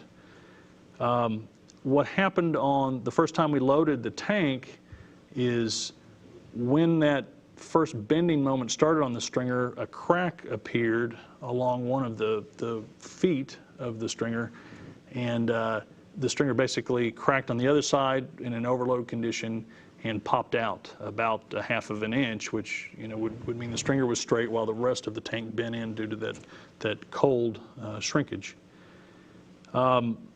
Now, when it popped out, it broke the foam, and we saw a U-shaped crack on top of that stringer area, which would have been a violation of our launch commit criteria. And when we dissected that foam out, we saw the cracks in the stringer. We went to either side of it, found smaller cracks in the stringer to the left of it, and then we went out further until we found good stringers, and the investigation started. And as we started looking at it, we have had history on these stringers during assembly occasionally of getting cracks in them that are caused, we believe, by the assembly process. If you look at the design, and we've reviewed over the last week and a half very closely the design of these stringers, how they're assembled, how they're attached, the loads they would take in the initial cryo loading, and also during launch, they have plenty of design margin. So a properly assembled stringer in the expected flight environment will not crack. And when we started looking at the data, these stringers, which we changed the material on about 43 tanks ago, we changed the material from aluminum to an aluminum lithium, which is a more brittle material. So that's, over those 43 tanks, that's about 5,000 stringers that we have assembled. And out of those 5,000, during assembly, we've had 31 cracks. And we started reviewing those today at the engineering review. And it can be due to things like the fastener misalignment or damage, getting hit by something during the assembly process, mishandling. But all of them have been known assembly issues that we've had that have caused those cracks. It's not a design issue, and that's something that we have re-verified over the last week. Again, if a stringer is properly assembled, it will carry that load and not have a problem. So the question was, we had this crack that appeared on the launch pad. It was the first time that had happened. Did we have, the two questions are, did we have an escape in our inspection methods that allowed a flaw to get into the assembly of the inner tank that was exposed when we did our cryo loading and loaded up that piece? Or the other question was, did you have some kind of an assembly misalignment that could add additional stress to that piece, that when you added the stress of cryo loading, it would overload that piece and you get this crack? Now, the hope last week, and why we were kind of sequentially slipping launch dates, was that we would show that there was a flaw in this material, that you could go find some material defect that got through our process, that was a very unexpected event.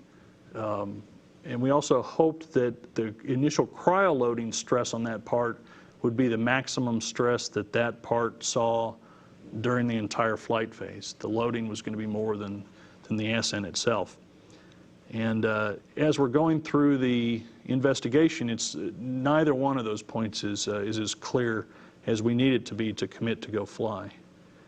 To keep our options in front of us, we repaired the two cracked stringers with the certified process that we would use if we found those cracks at Michoud assembly facility where we put the inner tank together. And we used our certified process to refoam the area. So basically, if these cracks would have happened at Michoud, we would have fixed them exactly like we fixed them on the pad, and we would be in a position to go launch. But we have an unknown here is how did something get through our process and get to the launch pad to allow a crack, and then do you have a susceptibility to have another one of those kind of conditions? We looked a lot at the loading from the cryo shock that you get and that initial bending and whether that would envelope. Right now, it's not clear that it envelopes our flight environment. It looks like it does for some part of the stringer, but during the launch phase, you move that stress to another part of the stringer, and cryo loading does not appear to screen that other area. So if you had a flaw there, potentially you could induce a crack in that area. So that wasn't as clear-cut as we wanted it to be. We used fractography to look very closely at the stringer to see if there was some existing flaw or some pre-existing crack, and that was inconclusive. We could not find anything in there that said, yes, clearly this is where it started, and it propagated out of there. So we're back to looking at, is this something that could have been hidden from the guys that were looking at it, like an assembly stress that was loaded into the bending stress at cryo load. So where are we? It's a complex problem. If you think about it, you're putting it through a very difficult environment where you have thermal stresses, you have bending stresses, you have tension and compression when you're lifting off. And the team has done a great job so far of modeling all that and helping us understand where our vulnerabilities are in that stringer design. We have worked really hard, and I think the main focus for the program right now is to understand the exposure. We have to show a few things. One is, can you assemble a part and not induce a crack that would be seen by our examination methods, but it would be enough of a stress that when you cryo-loaded, you could induce a crack. Now, after we got this condition, we used an X-ray machine up on the launch pad, and we were able to look at every single stringer on the orbiter side to look for additional cracks, and we didn't see any. We've gone through all that data, and it looks really good. So what you would have to have is either an assembly error or a part error that didn't get through your inspection process, or that got through your inspection process without being identified, would not have cracked during cryo loading, but could potentially crack under the stress of a launch. And then you have to talk about your exposure. If that happened, could it crack the foam? And then if that could happen, could that foam be dislodged and hit the vehicle, which is what our main concern is. You also have to do a fail-safe analysis to say, all right, if I structurally lost one of these stringers due to a latent failure, could I induce a crack on another one and lose that one, and could that propagate down, and how many stringers could I lose and still not have a structural problem?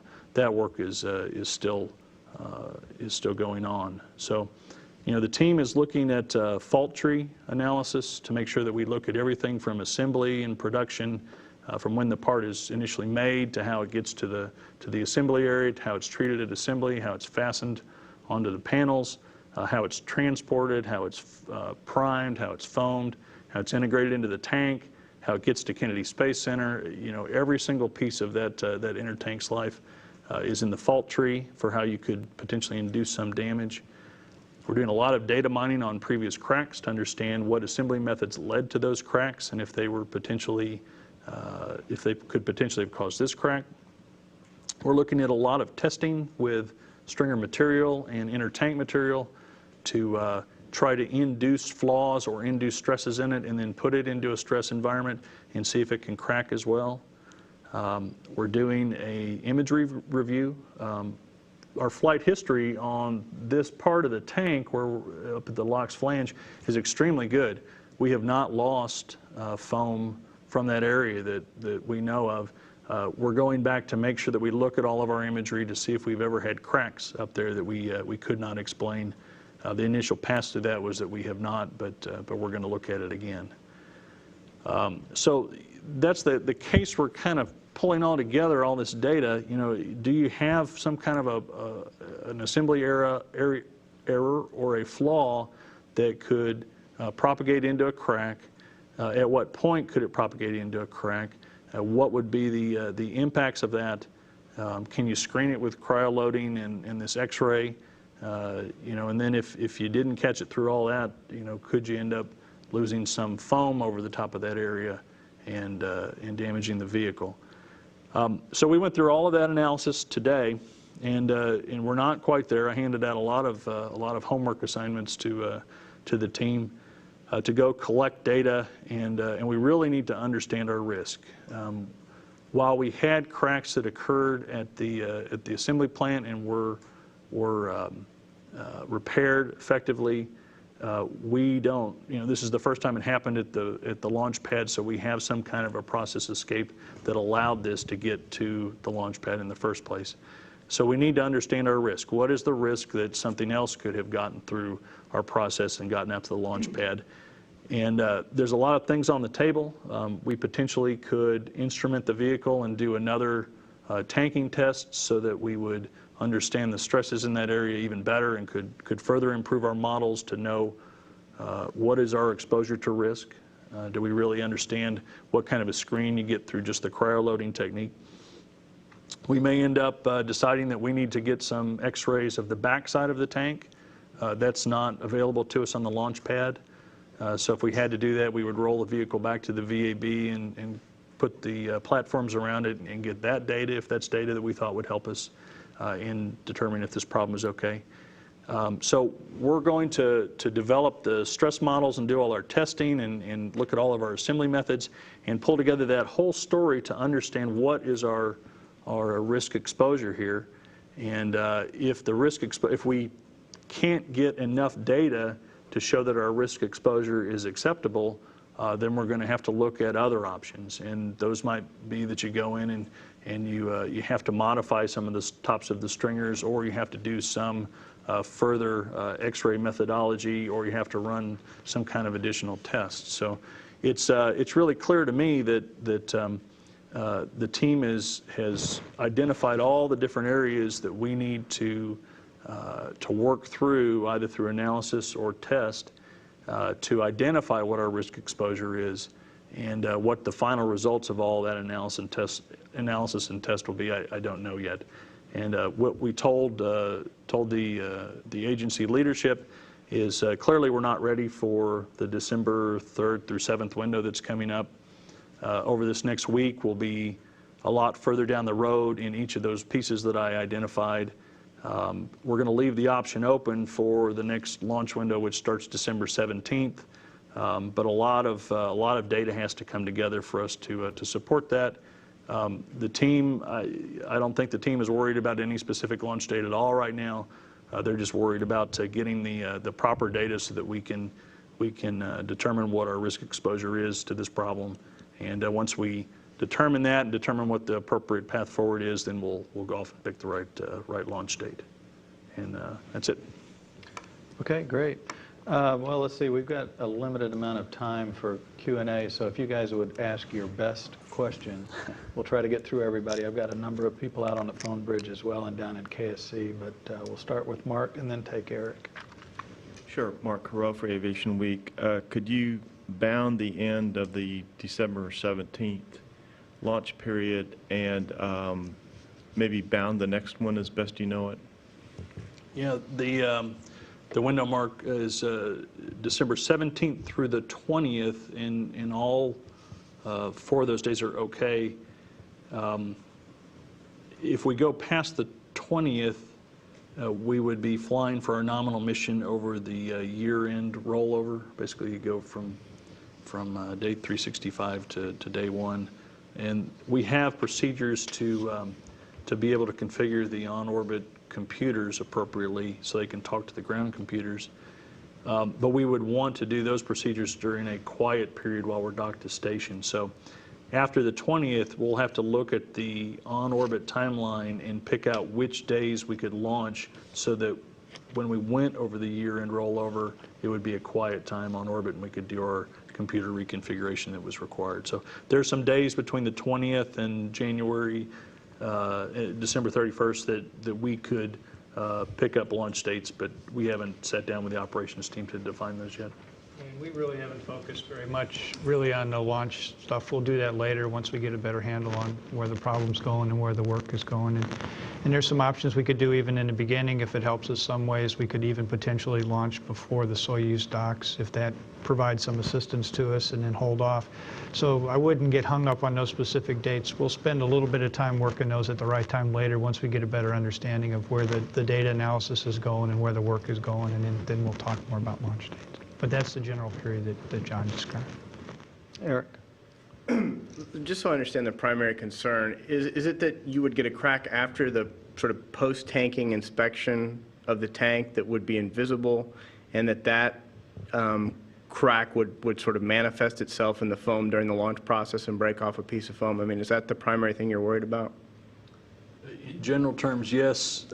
Remember, we have tanked this vehicle, so we put a pretty good stress on those stringers, and we've x-rayed them all to make sure they don't have cracks, and none of them have cracks on the orbiter side.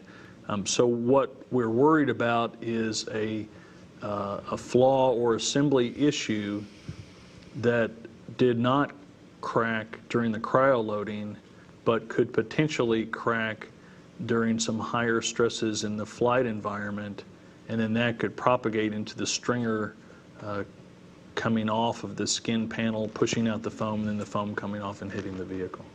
So that's what we're trying to screen for. Okay, let's go down to the Kennedy Space Center in Florida for some questions there. Marcia Dunn, Associated Press. I'm wondering what happens after December 31st. Could you take a shot at January? And given, Christmas, New Year's holidays, and all the overtime that might entail, why not just put it off now until January or February, whenever that next window might be?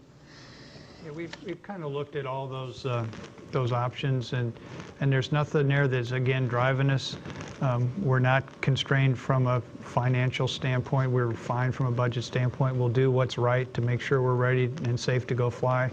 Our primary purpose is we've got cargo that needs to get to space station. It's critical for space station operations, and we'll figure out the time the shuttle is ready to go, and we've got the right mix of cargo to go fly, and we'll pick the right dates. So we're kind of looking at this December window first, see how that fits. And then beyond that, we've got some opportunities in January, some in February.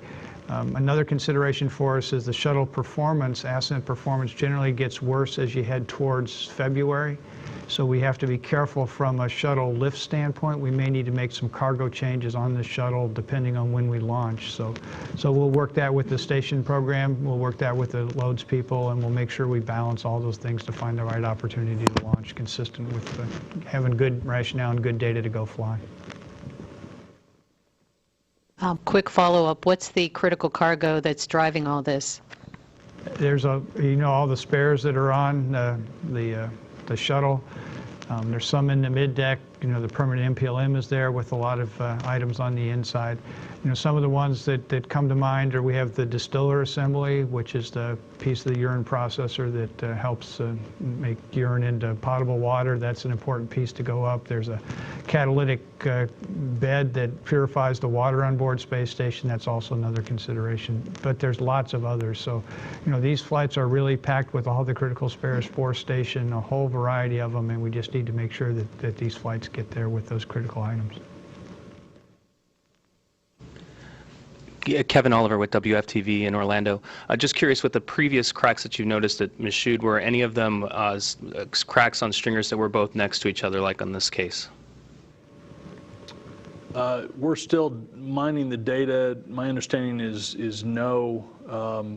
The cracks we've seen at the assembly plant were assembly related when they were putting them together, or handling related. You bang it against something and you get a gouge or a mark.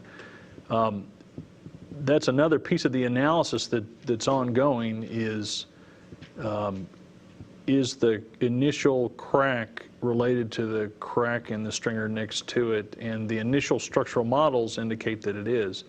But there's going to be continuing work on that to make sure that that's really true. And the working theory is that when you remember, these stringers are attached to this big thick flange at the bottom of the tank, and when the one stringer released its energy, that it put enough of a pulse into that flange to crack the stringer next to it. This aluminum lithium material is a very strong, very lightweight material, but it is not ductile at all. It's like 3% ductility, so it's a very brittle material, and it is not tolerant to impacts or a lot of loading beyond the design of it. So it's not a real forgiving material, and when you're assembling it, if you make a mistake, you end up having to replace pretty much the whole stringer. So. Okay, well, let's take the calls that are out on the phone bridge, and I'll call on you in order that you called into the newsroom. Start with Bill Harwood. Yeah, hey guys, it's Bill Harwood at the Kennedy Space Center. For John Shannon, just to be clear, at this point then, you don't think this is a generic issue with the aluminum lithium tanks. You think it's an assembly issue of some sort, and you're trying to bound that. Have I interpreted that correctly? That's heading into speculation. That's our working theory right now. If you look at the design of the stringers, they have very good design features and acceptable capability to handle the normal load that you would expect from cryo loading and ascent. And the only cracks that we have found at Michoud are related to assembly or mishandling. So I think that's where the X-ray of all of the stringers after we cryo loaded it is critical. If we would have found other cracks or other problems, then we would think that yes, we were right on the edge of our design margin, and we had cracks all along. There is nothing to indicate that. We looked with that X-ray at all of those stringers that had gone through the same bending moment, and we have sufficient capability through that X-ray to determine if there are any cracks, and there are none. So, absent the fact that we don't have any other cracks in there, it makes you think it's a localized phenomenon. Now, for me to sit here and say that we had a flawed part or we had an assembly issue is, that is cutting out probably 80% of the fault tree that we're going to methodically work through. We want to make sure there is nothing specific about this tank, nothing specific about this inner tank, nothing specific about the way we processed it, to make sure that there's nothing special that we did in that area that could have caused this. But what is fair to say is that even after cryo loading, we've looked with the X-ray, we don't have any other cracks. The cracks that we have seen during assembly were all due to assembly or mishandling. So that's the data that we have right now, but we need to really, really rigorously go through our fault tree. And just one more quick one. Can you wait? It's kind of a follow-up to an earlier question from the Houston Chronicle. In terms of the risk of foam separation and then structural failure, I mean, is structural failure really an issue here? I mean, I thought that was a pretty beefy structure, and even if I realize you don't have the answers to this yet. I'm just trying to understand if those are equally weighted in your mind, or if the real threat primarily is the foam debris. Thanks. Right now, we're doing our homework, Bill, but what it looks like is that the highest stress area of the stringers in cryo loading or in flight is the top 9 inches. And we believe that we could lose multiple stringers capability and not have a structural issue. We have to do that work to understand it. because you don't know what your exposure to some assembly process or materials process or a flaw is. We'll do that work and understand that. I believe that it's going to show that we have quite a lot of capability in that inner tank area, and it's going to be a discussion on having an escape that allows a flaw in there that only surfaces during flight, not during cryo load, and that movement of that stringer due to the cracking causes foam to be exposed, which could be lost and hit the vehicle. And I think that's where our risk posture is going to be the highest, and we have a lot of work to make sure that that's really true, and then B, to really understand what that risk exposure is. Okay, let's see. Robert Perlman. Hi. Given the uncertainty of a launch date right now, can you talk a little bit about how crew training and crew preparation, based on changes to the mission and the flight plan, is proceeding? I mean, when we were launching during this current window, you were going to only have 3 people on the station, so there would need to be changes to meet that. Now, if you launch on December 17th, you'll have 3 new crew members on board who may not have trained to support this mission. How are you managing crew training? Thanks. And what the teams have done is they're pretty remarkable. When we didn't do the first launch, and we knew we were going to potentially launch to a period when there was only 3 crew on orbit, they went ahead and took some of the tasks that were going to be done during the dock time frame.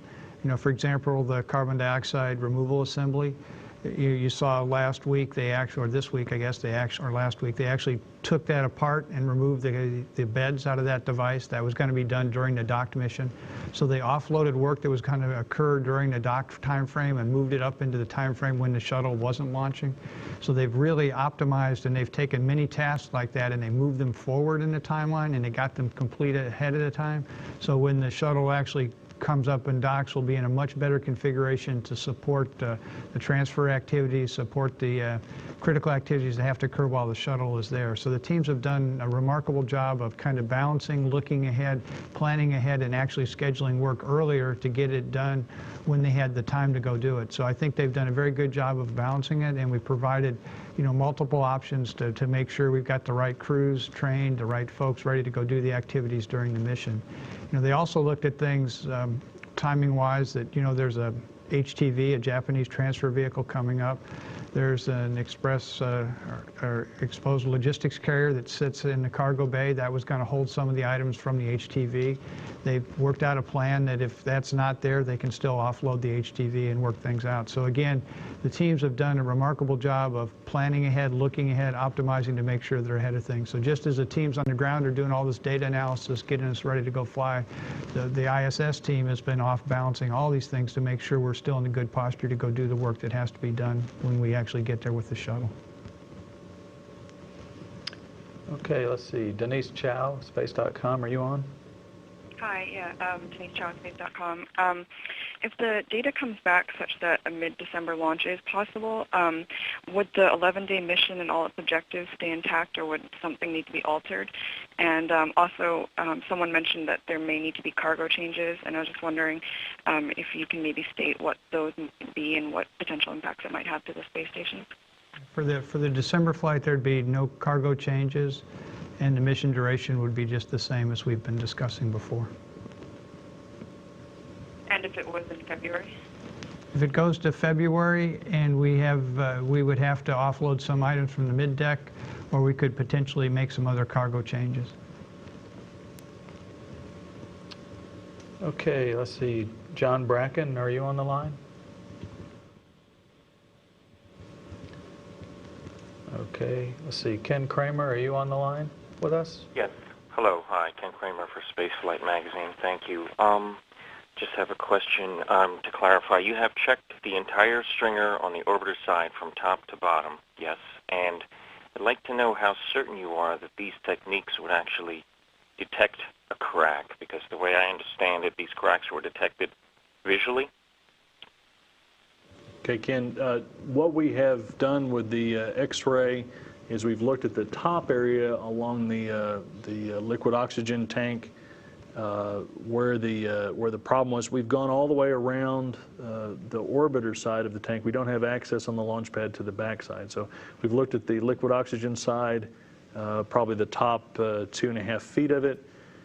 We have started looking at the liquid hydrogen side just to make sure that there's no issues down there. That work is ongoing. We haven't looked at the stringers, the riveted areas of the stringers in here, but they're very low stress areas of the inner tank. And what was your second question? How certain are you that these scanning techniques would actually detect a crack? Can you see it? I understand it is they were found visually. Right. There are features in the X-rays that are very small that give them a lot of confidence that if you have an open crack, that you would easily be able to see that in the X-ray. You're right. The initial cracks were found visually because we didn't have the X-ray system out there yet, and we knew we were going to remove the foam and take a look at it. So we just got on with that. And I will tell you, the X-rays are pretty amazing. There was a discussion of whether there was a feature in one of the stringers that we looked at, and it was actually a primer paint streak that you could see in the X-ray. So the fidelity of it, or the ability to see very small features, is very good with these X-rays. Thank you. Okay, let's see. Eugenie Reich, are you on? Nature Magazine? How about James Dean, Florida Today? Yes, thanks, Kyle. John, how fortunate do you feel that foam did crack as it did on the 5th during tanking, even though that was secondary to the reason for the scrub? Obviously, I guess without that happening, you might not have found the issue at all before another launch attempt. Yeah, I don't, fortunate or unfortunate, I wouldn't characterize. It's just, if something gets through our process, if we have a process escape, you always want to find that before you lift off. And this, once we finally determine what the root cause of this was, and we go make sure that we don't have any other exposure to it, that there's no other process escape that could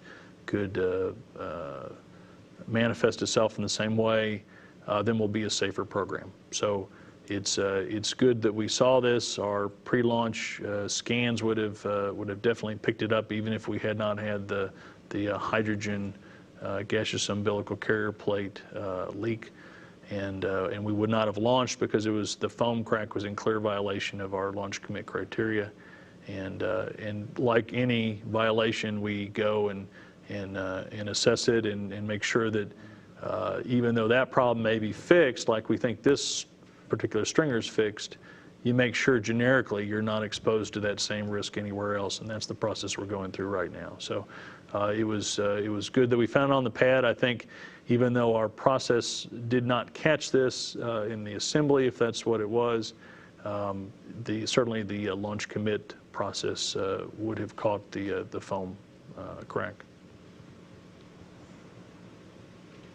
Anything else, James?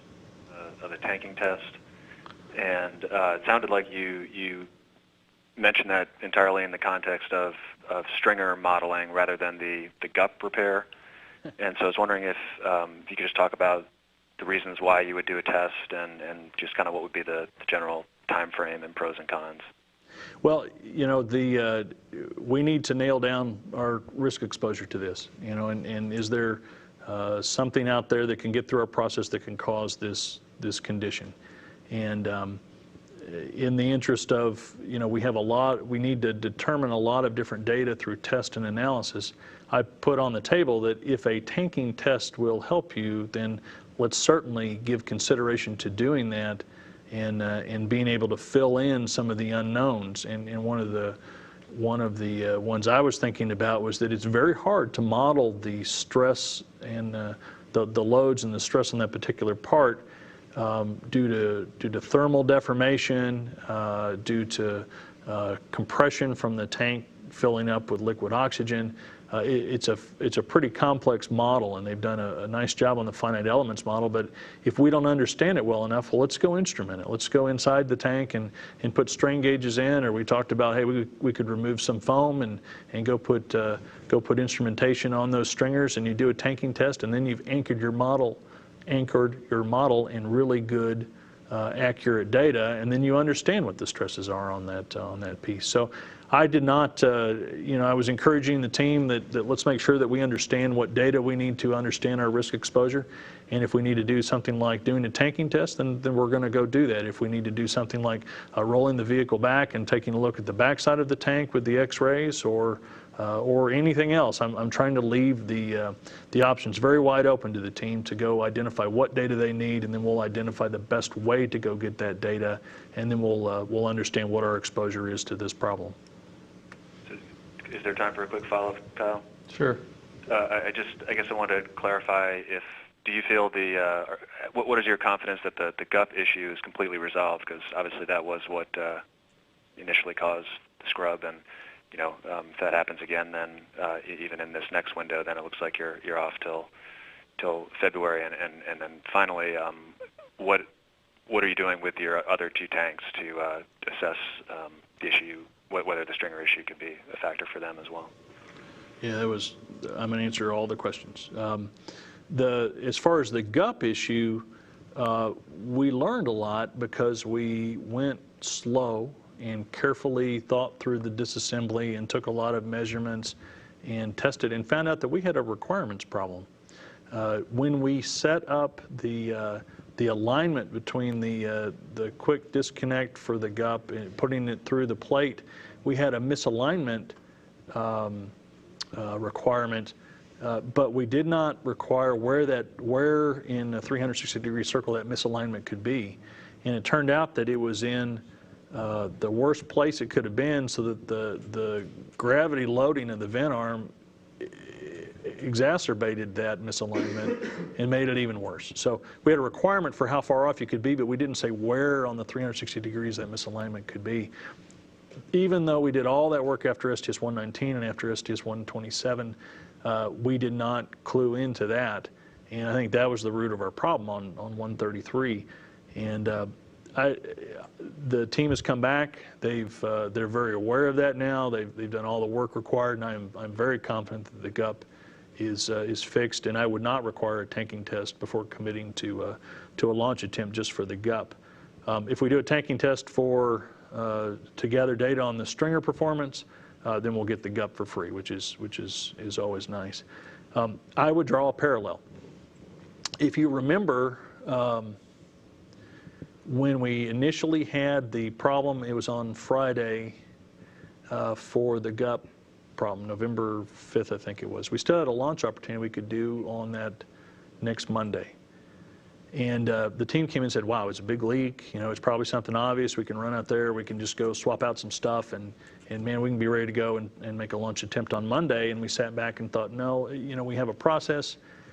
We're going to go through this very methodically. We're going to make sure we learn as much as we can about it, because we have a couple more flights that we would like to fly. And let's learn as much as we can and not be exposed to this in the future.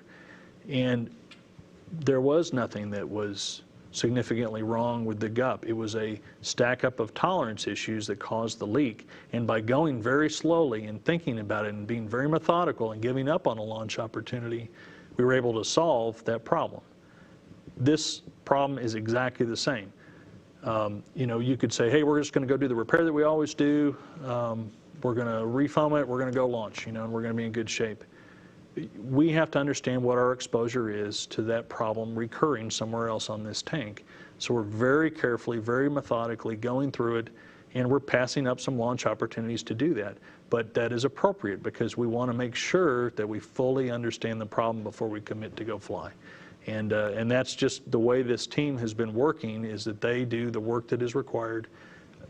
Bill doesn't give me any, and Mike Suffredini doesn't give me any kind of pressure at all that, hey, we need to launch because station needs, X, Y, or Z component. They always tell me, hey, just get it right. When we launch, and the station will be happy to see you when you show up. So the team has been very methodical. is working through this very carefully. They understand completely what I expect of them, and that is to make sure that we do the absolute best risk assessment that we possibly can, and we'll make the decision after that really good risk assessment is done whether we can fly with the design we have right now or if we need to go make some modification to it. And if we do, we do, and we'll go execute that, and we'll fly Discovery when we're fully confident in the ability of the tank to support the mission. Okay, we're back here we have time for maybe one or two more. Mark? Thank you, Mark Carreau for Aviation Week. As best you can you sort of sketch out at least your sort of management level milestones for following the process? Sure. Well, I'll just tell you what's the next week, because I don't know past this next week, right? I told everybody to take tomorrow off, and a good part of the team is going to take Friday off as well. Most of this team has been working since the initial problem on November 5th, so that's like 4 straight weeks, weekends included, just killing themselves trying to understand this. Tell them take tomorrow off, take Friday off if you can. We'll start on Saturday. We're going to work through all of the homework I gave them on the data mining of the cracks, the loads and stress analysis, the debris potentials. Make sure that they do the fail-safe analysis, work through the fault tree. All of that work that I outlined will start on Saturday. We'll do a checkpoint with the team next Thursday at another PRCB, Program Requirements Control Board. And what I think we'll probably do is end up giving Bill a heads up on Friday as to where we think we are in the investigation. So it's, I think we've done a really good job of outlining exactly what work is required. Now it's just turning the crank and making sure that all of that work is done. We do all of our peer reviews on it. We do our independent checks on it, and then make sure it's quality data, and then we'll be able to make some good decisions. And Eric, we'll let you wrap it up. Eric Berger with the Houston Chronicle. I guess finally, is there any scenario under which you might find that the existing tank has to be changed out? I mean, I know you don't have any, or it would be difficult to replace it, but is that a possibility, or is that something you don't foresee happening? I don't know right now. We have to understand our risk exposure with the current assembly process and design that we have. All 3 tanks were built the same way, so there's no real difference between the 3 tanks. The only way I can envision that we would swap tanks is if we did all of this homework and we decided, you know what, we don't have enough information to say that we don't have an exposure to the same thing happening. You can't screen it well enough, you can't show through NDE well enough, so you have to go in and do some kind of a modification on that flange to beef it up somehow. And I've got a team going off and thinking about that. Well, it may be that doing one of the other 2 tanks that are at Kennedy Space Center would be quicker. So we would go and modify a tank, and then we would fly Discovery first on that tank that's modified. That's a long way down the road. If we can't get comfortable with our risk exposure, potentially we'll start talking about that. But that's the only way really I can see that we would swap tanks. There's no real difference between the tanks. I think the good thing is John and the team, they've laid out a very methodical process of which way to go. And then there's some things they pointed out today that look like they're pushing us in one direction or another, but then John asked the team, this is really critical analysis. Let's go back and make sure we really understand those pieces. So when they do some double checks and triple checks, I think out of there somewhere more than likely will come the answer. It's just going to take a little bit of time and patience for us to get through it. They've been very methodical. They went back and x-rayed all the tanks in the VAB. So we did the same thing in the VAB. We looked at the oxygen intertank region and the hydrogen intertank region to see if there were anything we saw in those tanks, and we didn't see anything there. So again, I think the teams have a very methodical process. We'll kind of let the data drive us, as John said. If there's some advantage potentially from a schedule standpoint of swapping orders or things, we'll see that. But I think the thing right now is to just kind of let the teams run. They've got some good work in front of them. Let's take our time, make sure we really got it right. We know what the critical analysis is. We know where the critical tests are. Can we add some more tests to give us more confidence? And then I think it'll become pretty obvious which way we need to go. Okay, that's all the time we have for this briefing, but shortly, if you'll stay with us on NASA TV, we're going to head over to Mission Control up to the International Space Station and climb aboard with the Expedition 25 crew. Commander Doug Wheelock of Expedition 25 is just about to hand command over officially to his colleague Scott Kelly, who will be the commander of Expedition 26. Doug Wheelock, Fyodor Yurchikhin, and Shannon Walker will be heading home tomorrow, but they'll conduct that change of command ceremony here at the top of the hour, so stay tuned for that. And then tomorrow, of course, Thanksgiving Day, those 3 crew members that I mentioned are going to be heading home in their Soyuz spacecraft. The coverage is staged in various points throughout the day, beginning at 3:30 Eastern Central Time, 4:30 Eastern, with the farewell and hatch closure, and that'll be followed by the undocking, and then late at night the deorbit burn and landing. The deorbit burn scheduled for 9:54 p.m. with landing at 10:46 p.m. Those are Central Time, so stay tuned to NASA TV tomorrow while you enjoy visits with your family and friends. And for all of us here at NASA, happy Thanksgiving tomorrow. Thank you, guys.